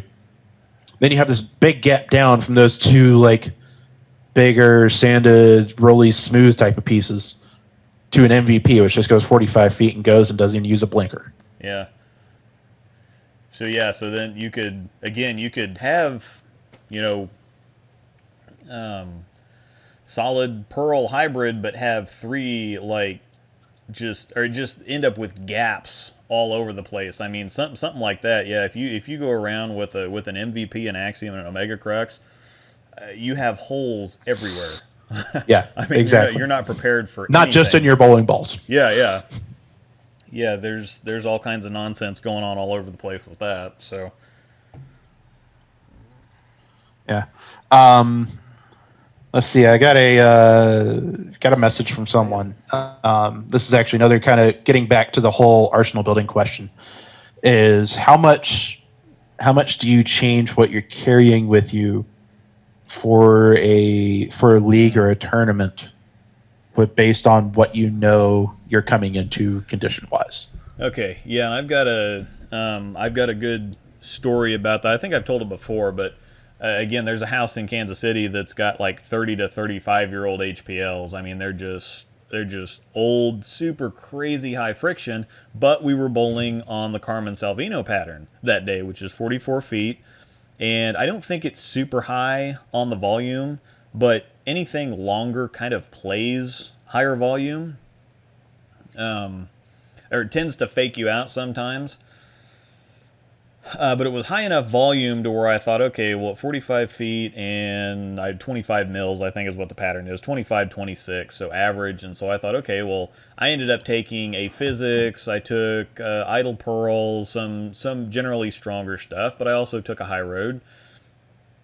And nothing was really working out the first couple games. I think I struggled to a couple of 190s, and it was inconsistent, and it felt like it was tougher than it should have been. And if I got the ball in a little bit, it hooked too much. And the Carmen Salvino pattern I did beaten up at other places, and so that's one of those things where I thought, okay, well this worked on this pattern at this house, and so I'll take this because they worked well on this pattern. Well, one of my buddies from Kansas City, that bowls at that house every week for league, he came in and he's like, "You're using too strong of stuff," and I said, "Well, I mean, I'm still getting hang out to the right if I get it out there too quick." And it's like, "Well, yeah, it's if you get it inside, it's gonna hook because there's plenty of friction. If you get it outside, it's just gonna burn up and not make it back up the hill." He's like, "That's just a characteristic of the house." He's like, "You need to be throwing. What do you got that's shell down big time? What do you got?" And I was looking at this, and he's like, "No, no, no." And I got down to the high road, and he's like, "Yeah, do that." And I'm like, "Okay," because that makes sense. But it was actually perfect. I mean, I went from having iffy kind of over under weak hit with the physics to having something that was, that I ended up throwing from fourth arrow, and it looked great. I mean, I went from one night. It was a six gamer, and I was 100 pins off the lead after the first two, and I thought, well, I mean, screw it, I'm not cashing today, so I might as well try it and get some practice in. Well, I got all the way back, and not only did I cashed pretty solidly. I think I finished. There was 50 some people there, and they usually pay one in four or something like that. And I think I finished like 7th or 8th when I was in 35th. You were in heap big trouble after 2, and you came back and had a solid. Yeah, and it was. And then that was kind of the big thing to where I started paying a lot more attention to lane surface. And, I've had a lot of talks with you about the Halo Burn, specifically why I carry that around because of its friction response properties of that cover stock. And I pay so much more attention to lane surface now than I do even to lane pattern. And once you learn how to read what a lane surface is doing, a big part of that too is the World Series of Bowling a couple years ago. I think it was at Thunderbowl, and they bowled in that other bay. Oh yeah.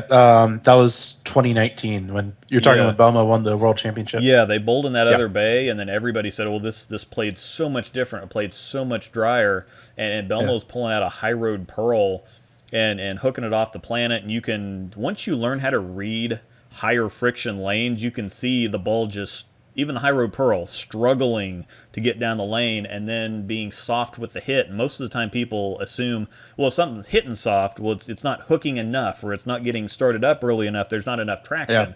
There's actually too much traction. It gets down there, and it's just given all it's got to give, and it doesn't doesn't have much to finish with. Yeah, and I think actually another example from that World Series was, I know we talked about this quite a bit in Discord, was what was the animal pattern? Because Belmo won an animal pattern. Was it Chameleon that he won at that World Series? I think so. It was, familiar. Because Dick Allen won Cheetah, and Prather's first title was that week on Scorpion. Scorpion, yeah. Mm-hmm. Yeah. So I remember the title match of Chameleon was Belmo like booming the entire lane with a high road pearl. Yeah. Versus Gomez trying to play fifth arrow with a supersonic. On high friction lanes. You get one guess who won that match. Yeah. That's even, and we're getting down a little bit of a rabbit hole here, but I think it's good information. Think back to that 8 game where he bowled at Olathe when I was out there last year. The pattern was chromium, right? Is that right? Yeah, it was chromium, pattern. And it didn't... Yeah, which is, I'm looking at the Kegel website right now, 42 feet, 6.7 to 1, 25 mils. Yeah, and so you're pretty flat, pretty good amount of volume, decent length. Yeah, and I remember it was kind of a similar thing to what you described with that other tournament. Is the first 5 games I was beating my head against the wall. I felt like I was throwing it great, and I had no left, I had no right, and I was, oh gosh, I think I was minus 70 after 5. Like, Yeah. I was having a really, really bad time. Yeah. And then finally I was like, well, nothing else is working. And so I remember my fill ball of game 5, I grabbed my astrophysics. I stood on like 32 or 33 or something like that and just kind of aimed around 4th arrow, threw it 10 feet in the air, split the 8-9. Yeah.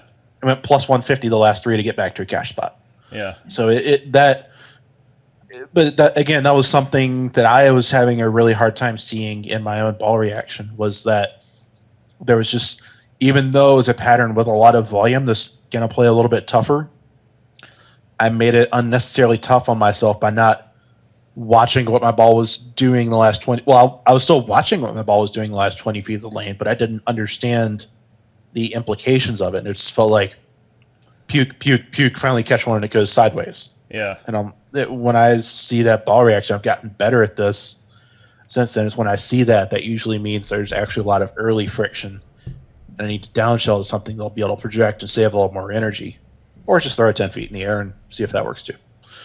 Okay, Aaron just said something interesting in the chat too about topography, and this is also interesting because when you came to visit last year and bowled at both my home houses, Westridge and Gage Center, they have the same lane pattern. They use the same lane pattern, same lane oil, but one of them is 20-year-old Anvilane. I think they both have Anvilane. I had thought that they had Pro Lane, but I think that they both have Anvilane. Yeah, they're both definitely the harder, like Brunswick style lanes. Yeah, definitely not like high friction like HPLs or something like that. Yeah, but Westridge is 20 years old. Gage is about 5 years old now. Westridge, of the two, has the poorer topography. It slopes down just a little bit in the middle, whereas Gage is perfect. I mean, it's just flat, brand new surface, and I don't think they don't play anything alike. Even though they put the same pattern out at both centers, right? Yeah. And that's kind of the point that I was getting to, is they put the same pattern down, the same lane pattern, the same oil.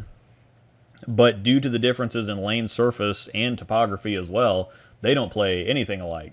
Because if you get Gage is just going to hook. I mean, especially if you get it left, it's gonna go. Now, if you get it left at Westridge, you might leave a lot of 2/8 or something. Why you got to bring that up, man? Yeah. Why you got to bring that up? But no, and that's going back to some of the layout stuff. And there was a question here: how do you know what lanes a bowling alley has? Again, once you go back to the bowling math, just saying, okay, so this center's got 30-year-old HPLs in them. That doesn't necessarily mean. I mean, in this case, it does mean that they're going to be super super crazy high friction. But it's a possible indicator and something to look out for. Yeah. So it's something you pay attention to. It's something the pros definitely pay attention to. But again, it's not like you can just say, okay, well, they've got 30-year-old HPLs. I've got this ball with this surface and whatever else. I'm going to walk in and this lane condition, and so this is going to be the ball. It probably will not be the ball. It may not be anywhere close to the ball. There's so much experience that goes into it, that bowling is one of those sports that, as you get older and lose your physical ability, you've still got that 30 or 40 years of knowledge and experience. That's why the old guys can hang around, and somebody like Norm Duke can beat the rev rates and the speed and everything else, even though transition is definitely not in his favor now. I mean, so he's got so many different things working against him, but he still can get out there and win. And that last title he won against Belmo, when it looked like he was in control of that match from start to finish, and I think that which tournament was that? Was that Indianapolis? I can't remember which exactly. I think it was. Yeah, I think it was. It was one of the dual patterns in 2019. Yeah, that sounds right. Yeah. But normally you'd think when Belmo gets out there, he's intimidating. I mean, he's good. He's freakishly good. He's got the speed. He's got the rev rate. He throws everything around. But there's something just about Norm Duke that when he gets up there and he gets laser focused and he just kind of does what he does, and he has such a good understanding of the game that he was in control of that title match pretty well the entire time. It looked like Belmo was just doing his best to keep up. But well, Belmo had no look on the left lane, so that didn't help very much. But, details. Yeah. But I think it's one of those things where experience plays such a bigger role than people thinks it does. Thinks that it does. That's They really do be like that. Yeah. Anyways, how do we get down this whole conversation? Oh yeah. Yeah, we're talking. How much do you change what you carry based on what you know, like what you're coming into and what you know about it? And I think that my answer would probably be pretty close to yours. You're still going to take the tried and true stuff. Yeah. That you know that you use the majority of the time anyway. But yeah, if I'm going to some of those centers, I'm definitely going to put the high road tee in the bag and probably the Halo burn. I'm going to change out my fringe pieces or my stuff that are on either end of the spectrum. I'm still going to keep the same core. The Wild Streak is definitely going. The Promotion's definitely going.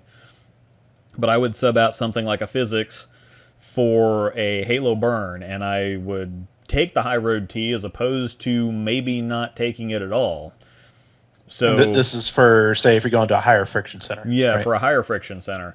Now, if I'm going somewhere like, and oddly enough, Westridge is fairly high friction despite the reaction being so lazy, but big stuff really works there. I mean, some of my best series that I've ever had, my Crux Prime. No, Luke, hang on. I want to point something out. When I tried big stuff at Westridge, I left the 2.8 every single time. Yeah. But it's just so weird that over the last several years, all of my big scores have come with ASIMs, and I don't typically throw ASIMs like very much anywhere ever. I think the last, my last one that I had was, oh crap, the Intense Fire was the last time I shot honor scores, and I had a 300 and an 800 and a 290 something all within a couple weeks span with the Intense Fire. Prior to that, it was Halo Pearl. Prior to that, it was Crux Prime. And it's still it's an older, higher friction center, but just based on controlling shapes and getting the ball to start up early, and then, kind of walking in, there's not a whole lot of shape on the back ends at that center to begin with. And so even despite the higher friction, having more shape is more important than using something weaker, because even if it's going to get down the lane, it's just not going to quite get started early enough, even though there's an abundance of friction. So it's a weird place to bowl at, number one. Yeah. But sometimes things are a little bit contrarian and not quite what they seem, and that's why I have the highest average there from year to year to year, is just because I'm so familiar with bowling there and knowing what the lane's doing, knowing what type of equipment to use, and just having its number, basically. And so while people, it's kind of tough for some people, and then we have twisters on top of that, and people don't know how to bowl on those either. Yeah. And so it's 100% experience, because I don't throw it better than anybody else does. Yeah, no, I remember watching you because I subbed in the Friday Night League at Westridge with you when I was out there last year. And I'm watching you in practice, and I'm like, I can barely hit the pocket, and you're just like 10 back, 10 back, 10 back. And I'm like, oh my gosh, this place is perfect built. This is like, did Luke build this center specifically for him to be able to score in? Like, this is perfect. Because reaction's slow and lazy, and that's exactly how I like it, because that helps me get the ball down the lane and caters into how you like to kind of play the lanes. Yeah. I think my answer is overall very similar to yours. I'll approach it a little differently. Like you mentioned, like if you're going to a place with a ton of friction, you're taking out your big stuff and you're putting in weak cores. Yeah. Weak coverage, weak cores. I will rarely, like the way I see it is I've built my core 5+ spare to be my like baseline that I can take anywhere and know that I have that coverage. Yeah. And I would rather take that baseline and then add a couple fringe pieces to it based on what I'm seeing, based on what I think I might run into that particular weekend. Like if I'm going someplace where it's got a reputation for the things being a little tighter down lane, I might add another. Let's say my baseline is UFO, Axiom, Astro, IQ Solid, Hustle, Link, Spare. Mm-hmm. And then let's say I'm going to some place where it's got a reputation for being a little tighter down lane, a little longer pattern, not as much free hook. Mm-hmm. So in that case, I'm still bringing my core 6 with me because, especially on the right side, you don't know how the lanes are going to transition, especially in a longer tournament. Yeah. So I'm still going to bring my core 6. Then I'm going to add a couple to that. If I'm in that type of situation, the nuclear might come as another asymmetric option with a little bit of surface on it to give me something where I need that big engine to be able to kick down lane, but I also need something to get down the lane a little more than like my UFO and my Axiom, for example. Mm-hmm. So it'll be a couple of auxiliary pieces in addition to my core, but I'm always trying to make sure that whatever I'm taking and whatever situation I'm going into, I understand the delineation. I understand what the purpose of each ball in my bag is and how they relate to each other. Mm-hmm. If I lose sight of that, then if I lose sight of that and I lose my ball reaction, I'm not going to be able to recover from that. Yeah, I mean, so, we did get another, and I think this might be just a fun little kind of aside. Got a question from Mike in the chat. He's saying he's a two-hander, doesn't have any sanded stuff, and is wondering which ball he should get for fresh house shot. The ones he mentioned specifically, Phase 2, a Mega Crux, and a Wild Streak. He's currently got a Supra, a Prism Hybrid, and a Hero. Okay, so I think one place to start here, even though my answer is going to be different from this, is Belmo is really taken a liking to the Wild Streak. Yeah, he used that on the to win the U.S. Open this year. Yeah, we saw it just show up for a couple frames late in a game that he was losing or whatever, but he took it out on TV, and then all of a sudden the next week he used it all week during qualifying, and then he won the tournament with it. And so I think, and that was towards the end of the season anyway, so if we'd have seen more of Belmo, or seen more bowling, or it was before this whole thing happened. Yeah. But no, I think that the combination of, like we were talking about earlier, being a smaller core with, higher RG numbers, it gets down the lane, but it rolls earlier, rolls stronger than most higher RG balls. It allows him to still hit the ball and still roll the ball like a high road, but he's got more control over the back end part of the lane, because I think sometimes he likes going high road, but most of the time he likes going with stuff that's a little too clean and flippy, and so he ends up with some angle issues.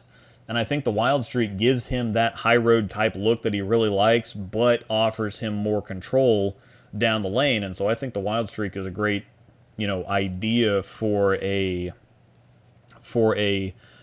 two-handed ball to begin with. But I'm really, really liking the Omega Crux. I think it offers a lot of control. It offers pop. It's such a balanced reaction across the board that I can't imagine, not being anymore. I can't almost imagine not being on a fresh house shot without one, because it just does everything right. So that might be my, that might actually be my suggestion there. I actually agree with you on that. No, it's because if it was a blind suggestion, then my answer is Phase 2 without question. It's one of the best ball storms ever made, period. Mm-hmm. And you can't flick a booger in a PBA paddock without hitting at least 7 of them. Yeah. And that's what the ball has been out for 3.5 years. Yeah. That type of longevity, it has been out for 3.5 years and it's still selling. That doesn't happen very often. Yeah. Well, IQ Tour and High Road, but details. Yeah. Here's my thought: is you're looking for something. He's got 3 shiny balls. He's got what was it? Where's Supra, Prism, Hybrid, Hero. Mm-hmm. So Supra is definitely get down the lane, kick a little more. Yeah. Prism Hybrid, same concept as a nuke, just a little more forward, not quite as ridiculous off the spot. and then the hero is kind of Marvel Pearl, Idle Pearl type of shape. Mm-hmm. You know, that really strong, smooth, boomy, shiny control piece.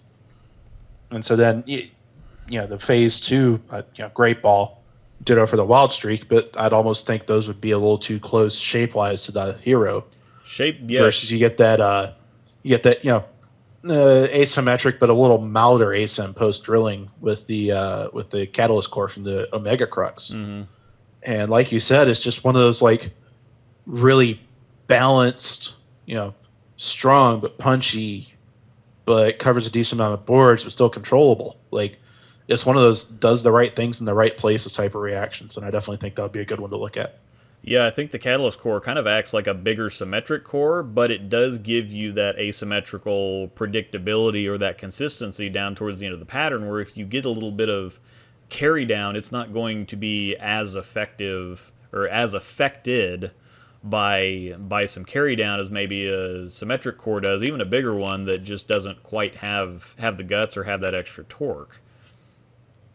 So I think it's pretty consistent, pretty versatile, pretty controllable. It's got enough pop. I don't think it's one of those.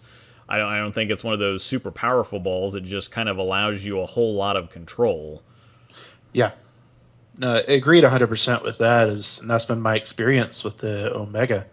Is I've got an Alpha Crux as well that I got from a friend of mine with little games on it. And they both have that same kind of characteristic. Is it's a strong ball, but it's not a huge ball, if that makes sense. Like it's got the same kind of feel as a big block, traditional big block, really aggressive sanded asymmetric, but it's got this extra layer of control to it that you don't really see from a lot of other balls in that general category. Yeah, I think that kind of sets it apart a little bit. I do have to add that the Wild Streak is pretty amazing for house. I wouldn't use it the first game at Westridge, but my dryer house on Thursdays where I can start with it, it's ridiculous. I mean, I had... didn't you have a couple of runs at Honor Scores? Yeah, I had, with that ball? had a 300 game one, and then kind of fell off towards the end of the set, but we were on 1 and 2, and the end pairs are normally kind of weird anyway, but... end pairs are always weird. Yeah, I came back the next week, and I went into the 10th frame of the last game with 847 out there, and went 6-2. I left the bucket and picked the 2-5 off of it. The only time the ball didn't hook all night, and it was actually normally. I tend to try to make sure that I get it, and this one I'd been freewheeling all night and just letting go of it great, and I said, "You just keep trusting it, and it. I was trusted it a little too much for one of them. Yeah, it was a little too firm or a little too far inside or something. But yeah, I had 847 on the table going into the 10th frame, and when you can open for whatever it was, 812 or 809 or I can't remember what I got to. I think it was 809. But when if you go 6-2, that's what 264. Yeah. 262. Yeah. 847, 38, 809. Yeah. So yeah, it was 809, and when you can open in the 10th frame for 800, I mean that was a good night. You're doing okay. Yeah. Yeah. So we got a general kind of Arsenal theory / how does this sound type of question for a complete setup top to bottom. This is from Trendsetter Rico. Mid-speed, rev dominant two-hander, and they're looking at UFO. I'm going to reorder these a little bit, just kind of think about sequencing a little more. UFO, Phase 2, IQ Tour, Phase 3, MVP Pearl, Hustle Inc., Pitch Purple Spare. Yeah. I think, at least from my perspective, like, you've got a really good variety of reactions in there. You got some, a couple of bigger, some bigger cores, few smaller cores. Got some more responsive covers, got some smoother covers. Got a good variety of surface and shiny in there. I think knowing a little more context of what you're going to be building towards would probably be a good idea, or be helpful information. If you're building for just like single squad house shot type stuff, you probably don't need 9. But if you're going to be traveling a whole lot for tournaments and seeing a bunch of different conditions, maybe maybe you might need all of those. One thing that I think is really good in there is, a lot of two-handers. You look at the equipment usage trends of Belmo and Simonson on tour. Mm-hmm. How often do you see them throwing ASIMs? Not very often, and that's because with higher rev rate bowlers, for the most part, they don't need, especially when you're rev dominant, you don't need that much help from the core. Mm-hmm. And so that is one thing that I think is really good in that setup is there's 1, 2, 3, 4, 5, 6, 7, 8 balls in there and one ASIM. Mm-hmm. And even then it's not like true like chuggy ASIM, it's a UFO. So I don't know. I think it'd be a really good setup. I think if you're going from like 2 or 3 to that full setup, you might be worried. I'd be worried a little bit about having to learn that many bowling balls at once. Mm-hmm. But I think it's a good place to start. So I don't know. What are your thoughts on that?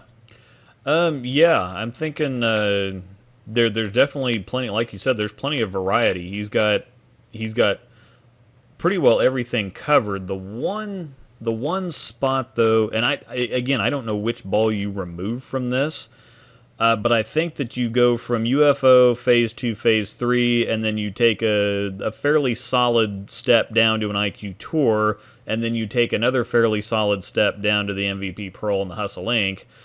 And again, I think you need probably one ASIM is a good idea just to have that base covered. And I don't know what you take out, but I almost think that you need something else more in the middle right there. Because if So what would you put in the middle, though? Idle Pro, maybe? Idle Pro, maybe. IQ Emerald, it might be good to have both an IQ Emerald and an IQ Tour in there. Yeah. But yeah, again, context does matter. If we're talking college, you're not going to use the UFO like ever.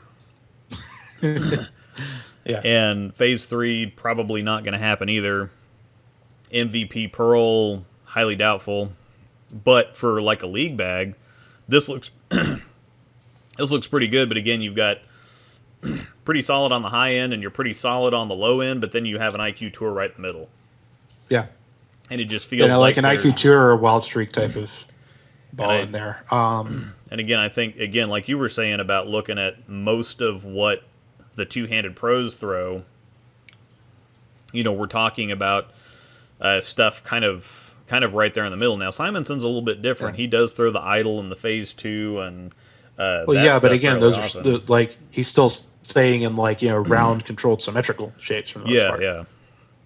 Is like the only ASIMs I've seen Simonson throw, and I've watched pretty much every single minute of flow bowling content available from the PBA Tour so far this season. Mm-hmm. And aside from the UFO and the Omega Crux, I can't remember Simonson throwing ASIM at all. Yeah. And, ditto for Belmo. It's like they're staying in that, because a lot of the times with how the patterns are on tour, you have to make yourself a little more rev dominant and kind of get left and float it to get your ball through the pins the right way. And that's kind of what they end up matching up with in a lot of those situations. Mm-hmm. So, yeah, I do 3 and Alpha Crux on the 2018 Players TV show. Riley, are you talking about the Simo? Yeah, that was no, that wasn't 2018. That was 2017. He used it in the title match versus Belmonte. That was the timeless release tournament, I think. Interesting. Yes, not very often. Definitely agree with that. But yeah, that is a good point, that there is that kind of gap in the middle. IQ Solid, IQ Emerald, something like that to slot in there. And I think, like, if he's got just a few of those, then maybe you add a big ball and the IQ Tour Solid, and then maybe something weak, and then kind of see how those shake down, and then you have a couple extra slots to fill gaps that come up, rather than trying to theory craft everything in advance. Yeah. And I think that's probably the ultimate point is that, we've spent a couple hours talking about technical stuff and layouts and surfaces and all this, but you will still always be your biggest, I mean, the biggest or the most important thing in the arsenal, because when things go off the rails and the math doesn't quite work out, and this is what frustrates me, and we'll talk about, we were kind of interested in talking about some college stuff, because, you know, collegiate stuff is pretty big, and, you know, collegiate bowling could be the biggest bowling experience of your life, and it is for most people, because if you don't go onto the PBA tour, collegiate bowling is like the real deal, but there's so many of them that come out with a very solid understanding of fundamentals and this mechanism and that, this drill and, you know, this rule of thumb and whatever else. But when the numbers don't quite work out, they don't know what to do a whole lot of times. And so I think that it is kind of interesting to look at the number of or look at the bowlers, the professional bowlers that came out of college and what kind of success that they had on the tour. When you look at guys that have a lot of success on tour the vast majority of the time, like Simonson, he didn't go to college. He's just got it. Belmo, I don't know. If he went to college, it was in Australia or something, and I don't. I've never heard them talk about him bowling collegiately. Yeah. Like, it was always kind of self-taught, self-driven more than anything else. And I think a whole lot of the biggest success comes from the guys that just know how to bowl. You know, the math and all that other stuff aside. And I heard a story sometime about, you know, Pete Weber has no idea about layouts at all. He just I want this. You guys drill it however you drill it and put it in my hands. I just want it to do this. And so he's looking for a reaction. He's not looking for math to produce something. He's looking for something and somebody else is using math to get there. And so when you have the underlying foundation about knowing how to bowl, so I guess the point of all my rambling here is that even though we talked about a bunch of technical stuff for the last couple hours, you are still the most important part. You still have to learn how to read ball reaction to know what you want in the first place. So that's the ultimate thing. You don't use the math to get to a result. You start with the result and then you use the math to get there, so to speak. It's like you know, if you're driving to a destination, you first need to know where you're going before you get in the car and drive. You don't get in the car and drive and say, okay, well, I'm going to add this, and, you know, if I drive 1,000 miles, I'm going to end up here. Well, not if you're driving in the wrong direction. Yep. And I think I don't know if you've seen these, but I know Tamer Bowling did a series of videos, actually one of which I was an interviewee for earlier this year, on kind of how to build an arsenal, essentially. And it was a little different perspective on that, but it's taking this kind of slot-based approach where you're not saying, okay, let me get this ball and fit it in my bag somewhere, but rather, what's the end goal? You know, like, what type of reaction am I trying to accomplish? What am I trying to fit this around? Okay, based on these parameters, kind of the gap that I'm working within, what makes sense to put in here. Mm-hmm. So it's definitely, and it's hard. I think it's hard for people who are, you know, drilling a lot of stuff to keep up with that sometimes, because you know, you're not getting a ball for a slot. You're getting a ball to try it out. Yeah. And see if you can fit it somewhere. And that can kind of make it a little backwards sometimes. Yeah.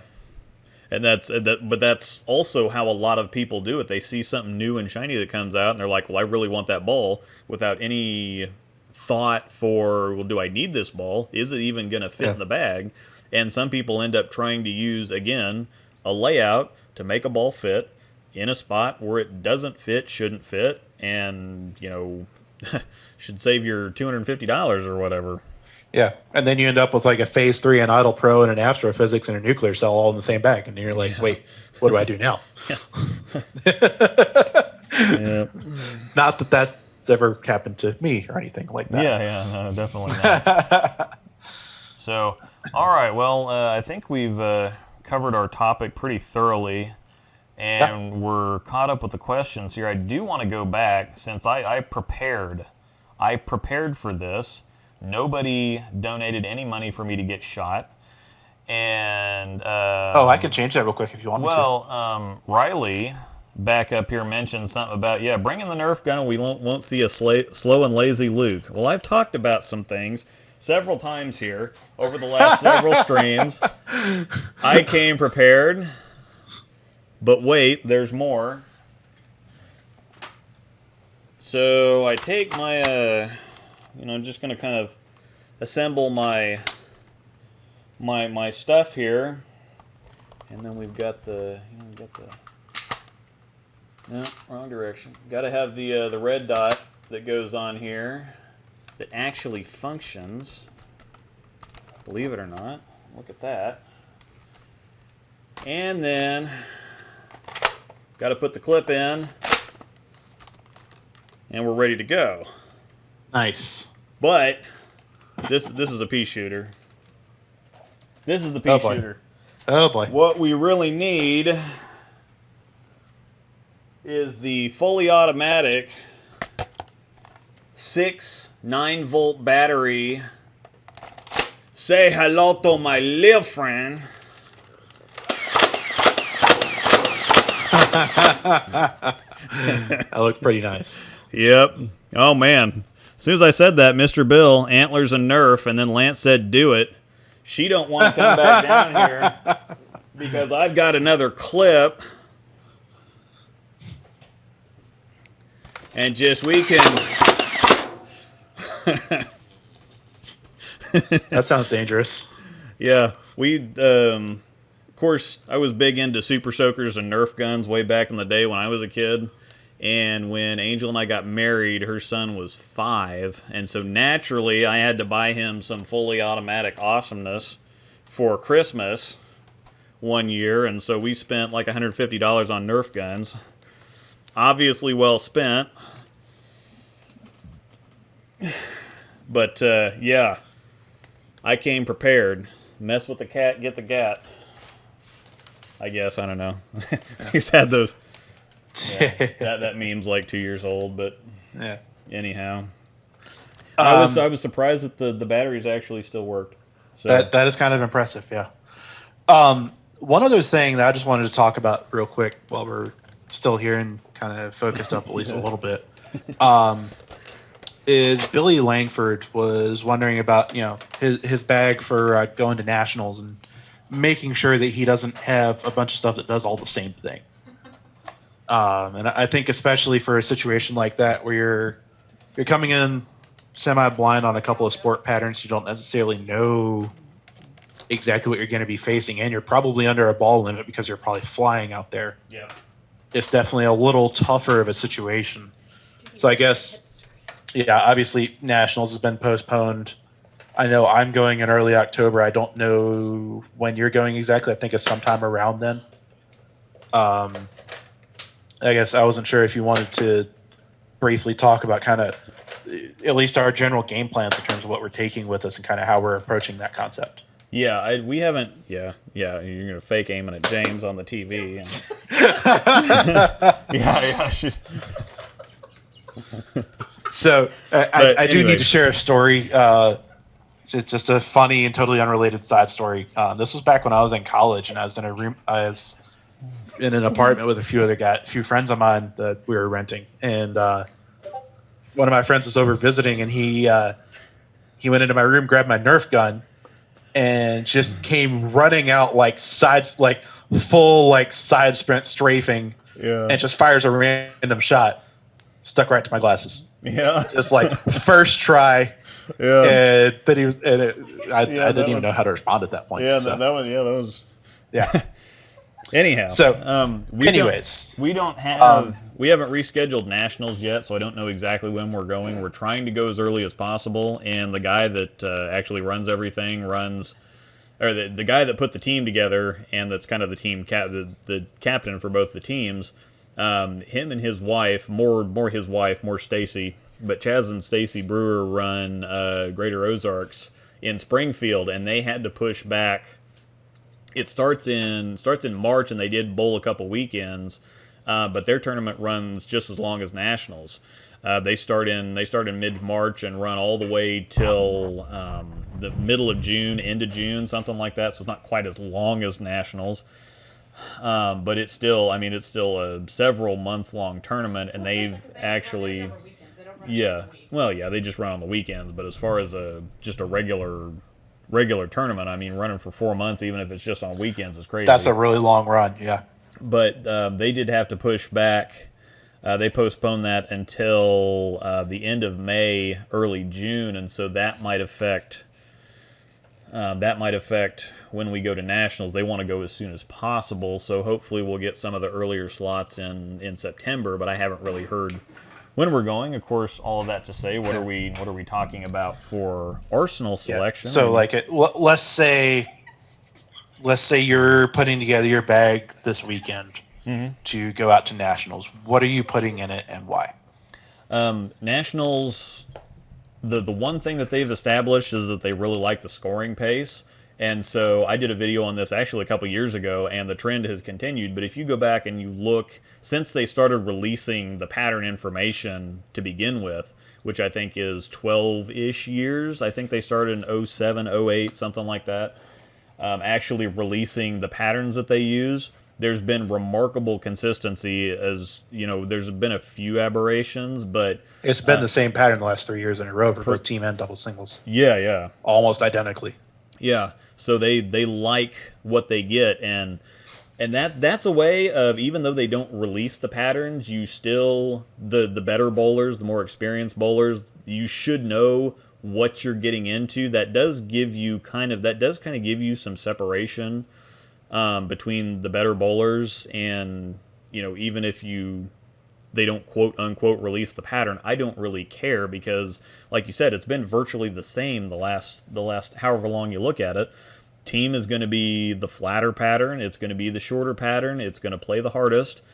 And then team is generally, or doubles and singles is a little bit longer, it plays wetter. You can attack it from more angles, you don't have to condition the lanes quite as much, Yeah. or transition the lanes quite as much rather. But for team, the team is very, very simple to me. You only need 3 balls max, and that covers everything. So even if you're going into it with 6 bowling balls, you got to cover 2 different patterns. Pitch pitch black is an absolute must. That's going in the bag.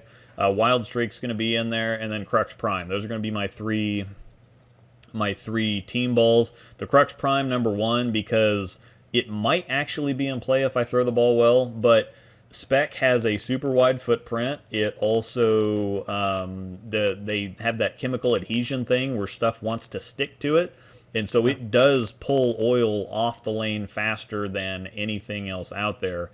And so with that at like 1,000 grit, I'm going to transition the lanes faster. But it's still going to give you a lot of stability and control and predictability at Yeah, the same yeah. time. So if there is, depending on the lane surface, if there is enough hold, or if there is actually a chance for me to be able to use that ball, there is the possibility that it might not just be the lane burning ball. It finally fell off. It might actually be something that I can burn the lanes with, and then start the first 6 frames of the game with. That didn't turn out to be the case last year. And then the wild streak is something that is, normally you don't think, short and flat and high RG, but because of the way it comes off the end of the pattern, and because the team pattern offers so much hook, an abundance of hook, an IQ Tour was actually even just a little bit too much, because it does roll early, even though it's controlled off the end of the pattern. It's got a lower RG, and so it wants to rev up early. And then you already have something that hooks a lot, and so it was wanting to go early, even though it was smoother and more controllable than a lot of other stuff was going to be. It still wanted to go. So I'd have something like the Wild Streak that naturally gets down the lane easier and has a punchy but still fairly controlled move into the pocket. It does control the back end of the lane well, while still offering some pop. And then the pitch black, I think my video that I made on the team, I haven't done one for the double and singles pattern yet, but the lane transition and the lane conditioning for the team pattern, the 3 most important balls there are pitch black, Crux Prime, the Wild Streak, pitch black. Yeah. And the pitch black is just for controlling controlling the excess of ball reaction. Yeah, control above all else, essentially, in that slot, especially for you. Yeah. But I think that is a good kind of general theme for the team pattern in particular, because, like you said, it is so tough. Yeah. So my setup for the team event is going to be a little different. So I think you're planning on traveling with 8 or 9. I think I'm flying, so I'm only taking 6. Yeah, I normally take 8, but yeah, okay, but yeah, even if we're just theory crafting 6 here, that's kind of the baseline that I'm using for this too. And well, I mean, you're a little, you have a little more flexibility as well, because you can spare ball with whatever. Yeah, so the versus promotions. one of my 6 is plastic before we even start anything else. So that essentially I'm building 5+ spare for this, and I've already got a really good idea of what I'm taking with me. So this is pretty straightforward. So for my bag for the team event, the 4 that I'm expecting I'm going to use at some point: spare ball number 1, because spares are important. Have whatever I have with me as my big sanded ASIM, which will probably be that short pin UFO if I had to guess. I'll have probably like fresh 2,000 or so on that ball. Yeah. Fresh 1,000 grit to 2,000 grit, a pretty good amount of surface. And I'm essentially going to throw that between 5 in the gutter for all of practice, just to burn a hook spot. Yeah. I doubt, based on with my rev rate, knowing how my ball reads the patterns they put out, generally speaking, and knowing my history of the team event, I'm not going to need big cores once the lights come on. Yeah. And so my 2 main balls that I'm planning on taking with me are an IQ Tour Solid. I'd probably take my 4-inch IQ Solid instead of my 5-inch. And again, it's a subtlety, but looking for that extra little bit of stability. And on something that tough, Yeah. I think that's when you can make that decision between the two. And even if it is just subtle, you need all the subtlety you can get. The tighter the pattern is. Yeah. So team event, UFO to burn a spot, IQ Solid on the fresh, and then the Hustle Ink is going to be my transition ball. And the IQ Solid and the ink, the ink in particular, or both of those, they're extremely trusted balls that have a really, really wide range of use for me, and are proven to, they're battle tested on these types of environments to be really good, controllable, predictable, consistent performers in those situations. And that's my general kind of mode of operation in terms of even building this bag in the first place. Is I want to build a bag of stuff that I know I can trust, and then walk in with that and figure out how to make it work, essentially. And I think that's sorry, go ahead. I think that's for the team pattern specifically. There is a theme, or there is almost a roadmap, something that you have to follow. Some people will want, some people will put more stock into or work harder on building some lane burn or some track burn in the track area, and some people will focus more on creating a shim in the middle of the lane by throwing plastic or urethane to create a little bit of hold. But the general idea is the same. I mean, you've got to condition the lanes. You've all got to work together, and you've got to pretty well stay as far right as possible as long as you can. And there's some very, very cut and dried specific things that you just have to do to. And if you don't do those, you're screwed. Yeah, and if you don't do them, you're screwed. And I've had people argue with me, or I've had people say, well, you don't have to do this, or, I'm just going to find good ball reaction and make shots. Well, you're just not going to do well.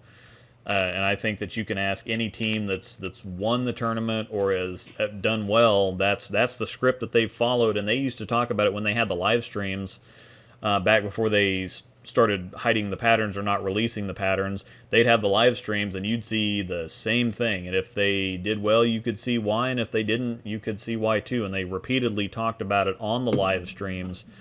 Team was pretty well cut and dried. Now you go into something like doubles and singles.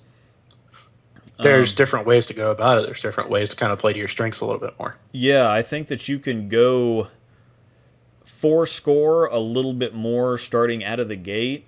You Yeah. don't need to really condition the lanes that much. And once we got into doubles and singles, we had guys kind of all over the place with. It's pretty easy to blow up in that pattern pretty fast if you have a ball with some surface on it. Yeah, and especially specifically because the length of the pattern and um, the volume allows you to play the middle of the pattern more, which on the team pattern you can't do it. I mean, you Yep. just can't do it. You have to get the ball. You have to keep the ball at 5 board or right of 5 board just to get it down the lane and produce any kind of decent shape. So you have to completely avoid the middle of the lane on the team pattern. And the point of burning the track is to create some stability because you're going to be getting the ball right fast to get it down Yeah. the lane. But if you get it too far right too fast, then you've got problems. And that it just it's unrealistic to expect somebody to make that quality of shots when you're throwing the ball so hard and just dear When you're God having keep to it get right at that the head steep in pin. that adverse of an environment, Yeah, essentially. yeah. To Yep. have to throw that high quality of shots without throwing without throwing every other shot out the window. Well, in on the doubles and singles pattern, you can play the middle of the lane. I mean, that's almost where you want to go is just play the middle of Yeah. the lane. You might burn the outside a little bit, but if somebody wants to walk it in with urethane, we had a couple of guys doing that. We had a couple of guys getting deeper, and I think the only thing that you have to do with the doubles and singles pattern is kind of preserve the shot because once you get too deep, I mean, if you get too deep too quick, you can still effectively screw yourself on that one too because it's not going to create quite the problems it does on the team pattern, but doubles and singles you're bowling on for 6 games as opposed to 3, and even though you Yeah. have fewer people, there's still more, there's still 6 people on the pattern, 6 people You're for still 6 going to see games. some transition. Yeah, yeah. And so if you get too far left too quick, you're going to blow your heads up. And with that volume of oil, you probably are still going to have a little bit of carry down. And when you add head friction to soft back ends, that's Head friction, soft back ends, generally a lower friction surface to begin with, yeah, and a medium longish pattern. Yeah, you're going to have a bad time. yeah. You've Yeah. got more freedom on the doubles and singles pattern. The only problem with taking 6 balls, and they do this quite. The guys who design these patterns and who have found the balance of where they like are really smart because what you use on the team pattern, the vast majority of the time, you're not going to be using on the doubles and singles pattern. So you have to bring a Yeah. specific You got to certain. kind of have an idea of what you're going to use on both of them and try and Yeah, build utility between the two when you can. So yeah, and they've I guess what would you? So let's stay within the 6 ball, the 6 ball limit idea because that's what a lot of people are going to be operating under. hmm So you've already got you got the Crux Prime, the Wild Streak, and the Pitch Black, uh-huh. or in your bag already. So what 3 are you putting in there to kind of round that out and give you some options and some good looks for you on that longer, a little bit softer pattern you're going to get from the double singles shot? Probably the other 3 that I'm going to take, I definitely don't need ASIM. There's going to be enough friction there. If anything, it would be a physics, but I wouldn't use that long Yeah. enough. I'd say I It's could get it. tough to justify having a physics and a prime in the same bag. Yeah, for that exactly. situation, That's just a waste of Yeah. a waste of space, and even to some certain degree, the Crux Prime's a waste of space. But at the same time, I would have to put surface on something else, which most of the time you're just going to have a burn ball, or you're going to have Yeah. something that whatever you use is just not going to be scoreable unless you change the surface for singles and doubles, I guess. But I'm going to take something like probably a phase 2 would be a great one to have in the bag, and that one you could use for probably 2 or 3 games. You could probably use it for the Yeah. entirety of one set or for the chunk right in the middle. So the phase 2 I think is versatile enough that and you can add surface in practice, and so if you start with 2000 in phase 2 and it's not quite making the corner, you can either take it down or you can go to something with a little bit. I mean, even then the Crux Prime might come if the phase Have your prime with some fresh surface on it, and yeah, yeah. that's extra teeth if you really need that. Yeah. So you've got that bailout option, but I would have that. I'm definitely taking the Halo Burn because it's shiny. It'll preserve the integrity of the lane. It'll allow me to play further right longer, but with that stronger cover formula and the asymmetric core, it's going to give me pretty controllable strength, with the shine to help kind of preserve the integrity of the pattern. The wild streak, I think, is something that could see double duty, and that's one of those really rare ones that I think would actually be good on both the team and the doubles and singles pattern. So I'm going to have something like Phase 2, Halo Burn, and then if I was bringing an extra ball, I think I used the Idle Pro actually looked pretty good. Well, no, I got the ProMotion. The ProMotion has to go. So Okay. I would add Halo Burn, Phase 2, and ProMotion. ProMotion is basically my spare ball. And it Okay. actually looked halfway decent on the team pattern and could see some action on doubles and singles. So that would be what I would be looking at. Yeah, and even thinking back to when I was out in Kansas last year and watching you using your Phase 2 and your ProMotion, is if you needed that general kind of like big round control piece, one of those two was striking on pretty much everything for you. Yeah. So that kind of gives you that an extra option there, as well as if the Phase 2 is really, really close, but it's just not quite going through the pins right, you can probably grab the ProMotion and you're off to the races. Yeah. So that makes sense for you. Yeah, for me, kind of what you're talking about with double duty is going to look a little different for me than it will for you, just because of my ball speed. If I was going to go right now, I think that short pin, again, the big sanded ASIM piece, short pin UFO is definitely a strong contender for that. Goes as my like charcoal ball to kind of soften up the pattern a bit in practice, as well as if I need that extra gear for the first game or two. Yeah, and if it happens to work cool, but if not, then at least it's if not, then I'd especially with that ball, I'd rather have it and not need it than not have it and need it. Yeah. Because if I need something to pick up and I don't have anything that'll pick up, especially with how I see ball motion, how I like to use stuff, I got nothing. So I got the UFO. I'm going to add another big sanded control piece, similar to what you have at the Phase 2. I've obviously been a huge fan of the Phase 2. I've drilled 6 or 7 of them. Yeah. The Axiom, honestly, is probably my go-to right now for that slot. A little more punch down lane than the Phase 2, but still that same feeling of control. Yeah. And I feel like I have such a wide range of manipulation with that ball that is one that I trust a lot, and I know what it's going to do, and I have some tricks that I can do to kind of tweak it a little bit. So you got the UFO, got the Axiom. Then I kind of got this gap in the middle of my bag. So I've already got the IQ Solid and the ink in my bag from the team event. So I got a couple smaller core options. If the mids get really fried and I need something to kind of control my motion a little more and get down the lane, then those are good options for that. But I need something to kind of fit in that middle there, and I've got a couple different options that I'm looking at for this particular spot. If I had to pick something right this second, it would probably be my astrophysics. Yeah. It's obviously a big black shiny ASIM, but it's controlled enough, and I am comfortable enough with it. Even if it's not the perfect theoretical ball to put in that slot, I'm just so comfortable with it, and I like it so much that I'd rather have something I'm really comfortable with, especially for that part of my bag. We get to games 4, 5, 6 at doubles, and the lanes are soft if you can get the ball to the right part of the lane. Yeah. And I just think that would make a lot of sense in that part of my bag. The blank Daredevil I'm going to be drilling could also definitely be an option here if I want something a little more controlled. Yeah. But still, I want something that'll get down the lane better than my Axiom and my UFO. But I still want it to pick up and roll through the pins, and I don't want it to be like completely jumpy and uncontrollable. Yeah. That's essentially what I'm looking for, kind of in this middle of the bag shiny slot that this would essentially fill in my Nationals arsenal. And I think your Astro for you would probably fits about the same function that my Halo Burn does for me, because the Halo Burn's got they're both asymmetric, but the Burn has got a slower and stronger cover, which works for my game like the weaker and quicker cover does to kind of balance out for you with the Astro. Yeah, definitely. So yeah, I mean, there's a few different ways I could go with that. I mean, who knows? The pin down Phase 3 that I'm going to draw might be really, really good in that slot, and I just don't know it yet. Yeah. And so that's a possibility as well. That's something I'll have to kind of test a little more as we get closer. But that's the general.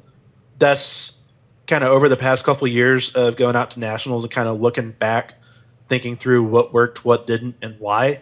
That's kind of my general roadmap is, big asymmetric, big sanded symmetric, or big sanded asym, big sanded symmetric, a stronger shiny ball, a super control ball, a weak shiny ball, and a spare ball. Mm-hmm. And so those are, UFO is the big sanded asym this year. Axiom is the big control sanded ball. Astro is my big shiny. IQ solid for like ultimate control. The hustle link for my weak shiny, and then my spare ball. So will I have 100% coverage with that? No. I know that going in, and that's the same kind of commitment that I'm making if I'm taking just those 6 to a tournament or something. Is I know there are situations where I won't be 100% covered with that, but I know I'll be able to get close, and I'd rather keep it simple in that regard and get a bunch of stuff that I trust that has a wide range of coverage, and then just figure out how to make it work once the lights come on. Yeah, and I think that that's another really smart way that they've designed the patterns too, because they know that most people are going to be flying. They know that most people are going to max out at 6 balls, and they're going to make you pick different selections, or they're gonna force different balls to work on each of the patterns. So experience definitely comes into play in a super huge way, and I think that that's the idea that they want, besides just the pattern difficulty that kind of controls the scoring pace that they like, but it controls it in several different ways. Yeah. So which really makes experience the most important part of the equation. Experience and team bowling is really what they want to push. From my estimation or my angle of perspective anyway. Have you ever gone back and watched some of the older live streams that they used to do with Cannizzaro and Aaron Smith and I have. It's been a while. But yeah, it's very interesting. I mean, that was always the best part of my year when the live stream started halfway through March or April, because you got to experience nationals for several months instead of just the few days. But yeah, well, you don't want to get your phone taken away, so yeah. I think that is a general, like, if I'm talking to someone who's going out for the first time to nationals, I think that's kind of how I'd advise them to generally look at putting a bag together. If you have the ability and the means to put together a 6-ball bag, is you want a couple different options that are pretty high traction, stronger covers. You want to have 1 or 2 balls that'll get down the lane more. For once you get through transition, one that's got a little bigger motor, one that's got a little less, just to give you different looks, and then a really, really controlled ball if everything else is flying too much. Yeah. Usually your problem out there is going to be overreaction, not underreaction, and you want to have that ability to control the pattern above all else. And if you go with those plus a spare ball, like, for most people, like, yes, it will need some tweaking from person to person to fit exactly how they like to approach lane play, and you can see that even in the bags we're putting together. Yeah. But the overall concepts are still there, and I think it's a pretty good starting point for a lot of people if you're going out there, especially for a first timer. Yeah. So, all right, let's see here. Let's cover a couple more questions, and you have one. I have a 4.5 by 30 phase 3. Maybe I'm just too speed dominant, but I think I'm the only person in the world who doesn't like this ball. Consider hitting with a pad or replacing with a nuke. And then Aaron asks what you don't like about it, and he says he can't get it to turn the corner.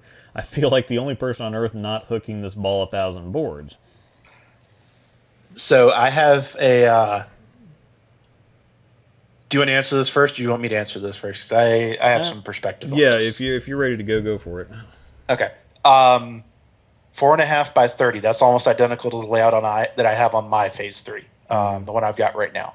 I think with my current PAP is like 4.25 instead of 4.5, but close enough for government work, right? Yeah. It does. Yeah. You're gone. Yeah.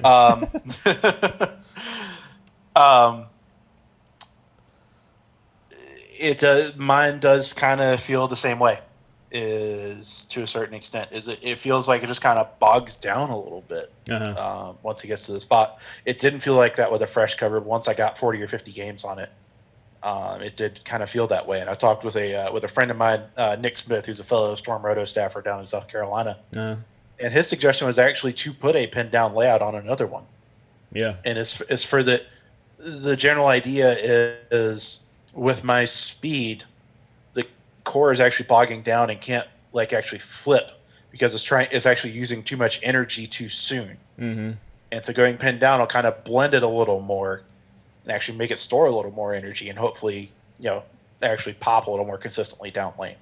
Yeah, and I think that cover with as clean and strong as it is, too much friction can actually make that cover burn up, and I think that's a rarity anymore to see stuff actually burn up. But I think that cover is strong enough to where, especially with the shine on it, if you get too much friction, you're going to know, and it's going to burn up. So it might be a combination of several different things. But I think definitely, you might try taking the shine off of it to begin with because it's not going to hurt. Touch anything. It with a pad first. Like if I drill a ball and I don't like it, or I'm still I'm kind of fighting the reaction a little bit or something, that's the very first thing I do. Is I always have Eberron pads in my backpack and I'll touch it with a pad and see how that changes the reaction. Yeah, because that actually, and this is something I touched on in one of my surface videos, is when you hit it with a pad, not only are you, you're really blending the reaction because what you're doing is you're reducing the surface area in contact with the lane. And so that's going to, it's obviously going to make it dig more through the oil, but it's going to make it less responsive on the dry. So I think that that's definitely something to try to begin with. But then again, like you said, you might be more speed dominant than you think. But yeah, I'd try a pad first because you can always change surface. Yeah, exactly. And it might just be something to where you need the ball to start up a little bit earlier. The strength and the friction response of that cover might be better balanced for you. Because at some certain point with a shiny cover, it just might not be digging in enough for you. I think it might sail, Yeah, it might just not even get started enough. So I think that if you take it to 2,000, 3,000 grit, it's still going to be as much shape as you're probably going to get out of a ball. But I think a nuke is going to be more than that. But yeah, definitely. But you might just have to have surface on stuff. There's a lot of people I know that just have too high a ball speed and too low a rev rate. And if you have a lot of speed, it literally might just be missing the spot. Yeah. In which case, it might just be more of a niche ball, and touch up a little bit of surface, and it's kind of your offset ball to a certain extent. Mm-hmm. Is nothing else is working, this probably will. Mm-hmm. So okay. Let's see, here's another one. Making sure I'm hearing correctly, instead of using a layout to make a ball fit, figure your go-to layout and then find balls that fit. Yes, to a certain degree. I think that you don't necessarily find balls to fit the layout. Yeah. You're not going. Layout's not going to turn a Crux Prime into a Phase 3. You're building to an end result reaction. Yeah, and so you want to pick a ball that gets you close, and then use the layout to hone it if you need to. Yeah. So something like a Phase 3. If I want a ball with big back end, then that's something I'm going to go towards. But to make it fit for me, I go pin down to blend it out just a little bit because, again, I already, there's stuff that has plenty of shape down lane for me, and that's something that is going to give it to me. But to fine tune it for me, I would want to go pin down to make it effective. It's still going to give me tons of back end, but it's going to make it more effective and less sensitive for me. Yeah, exactly. No, that makes complete sense. So. Curtis, as a speed-heavy guy, shiny hardly ever makes sense to me. Normally I sand to lower grit and let it lane shine. There's a lot of people that just, that don't get along with factory shine to begin with. Factory shine is mostly because it makes the ball look pretty on the shelf. Yeah. And most people take the shine off the ball before they even put it on the press. Like, that's the first thing it does, is it hits the spinner, and goes to 3,000 or 4,000, and then they put holes in it. So, yeah, I've got. Sorry, I was just counting, just thinking through what bowling balls I've got. I've got probably, and I've got what 35, 40 bowling balls here in my room. Mm-hmm. I'd say probably half of those are shiny. Out of those, one still has the factory shine on it that I've actually thrown. Mm-hmm. Everything else I'm touching was like a 2,000 or 3,000 pad lightly, just to kind of crack that factory polish, just to make it a little more predictable. Yeah. So. All right. Well, I think we've caught up with stuff, and it's 9:45. We've been almost going for 3 hours, so thanks everybody for sticking with us. I think this is probably a good place to end it. We've covered a lot of territory, and we've gotten pretty heavy into some big topics. So I think we're probably going ahead and I'm out of chocolate milk. So I'm out of my drink too, and. Yeah, this has been a lot of fun. I think it's been some really helpful topics for everybody, and I think it's been a good conversation as well. Went through a whole clip of Nerf guns. So yeah, I've got to go track now that I've shot those all over the place. I've got to go find those now. So. Yeah, you have fun with that. Yeah. So, all right. Thanks everybody. Next week's stream, probably. There's still same bat time, same bat place, unless we say otherwise, right? Yep. And we might just make this a regular thing. James and I can tag team the. We can let Aaron run the chat, and we can do the on stream rambling. So, but yeah, thanks everybody for showing up, and we'll see you next week. So sounds good. Adios, y'all. Heck yeah.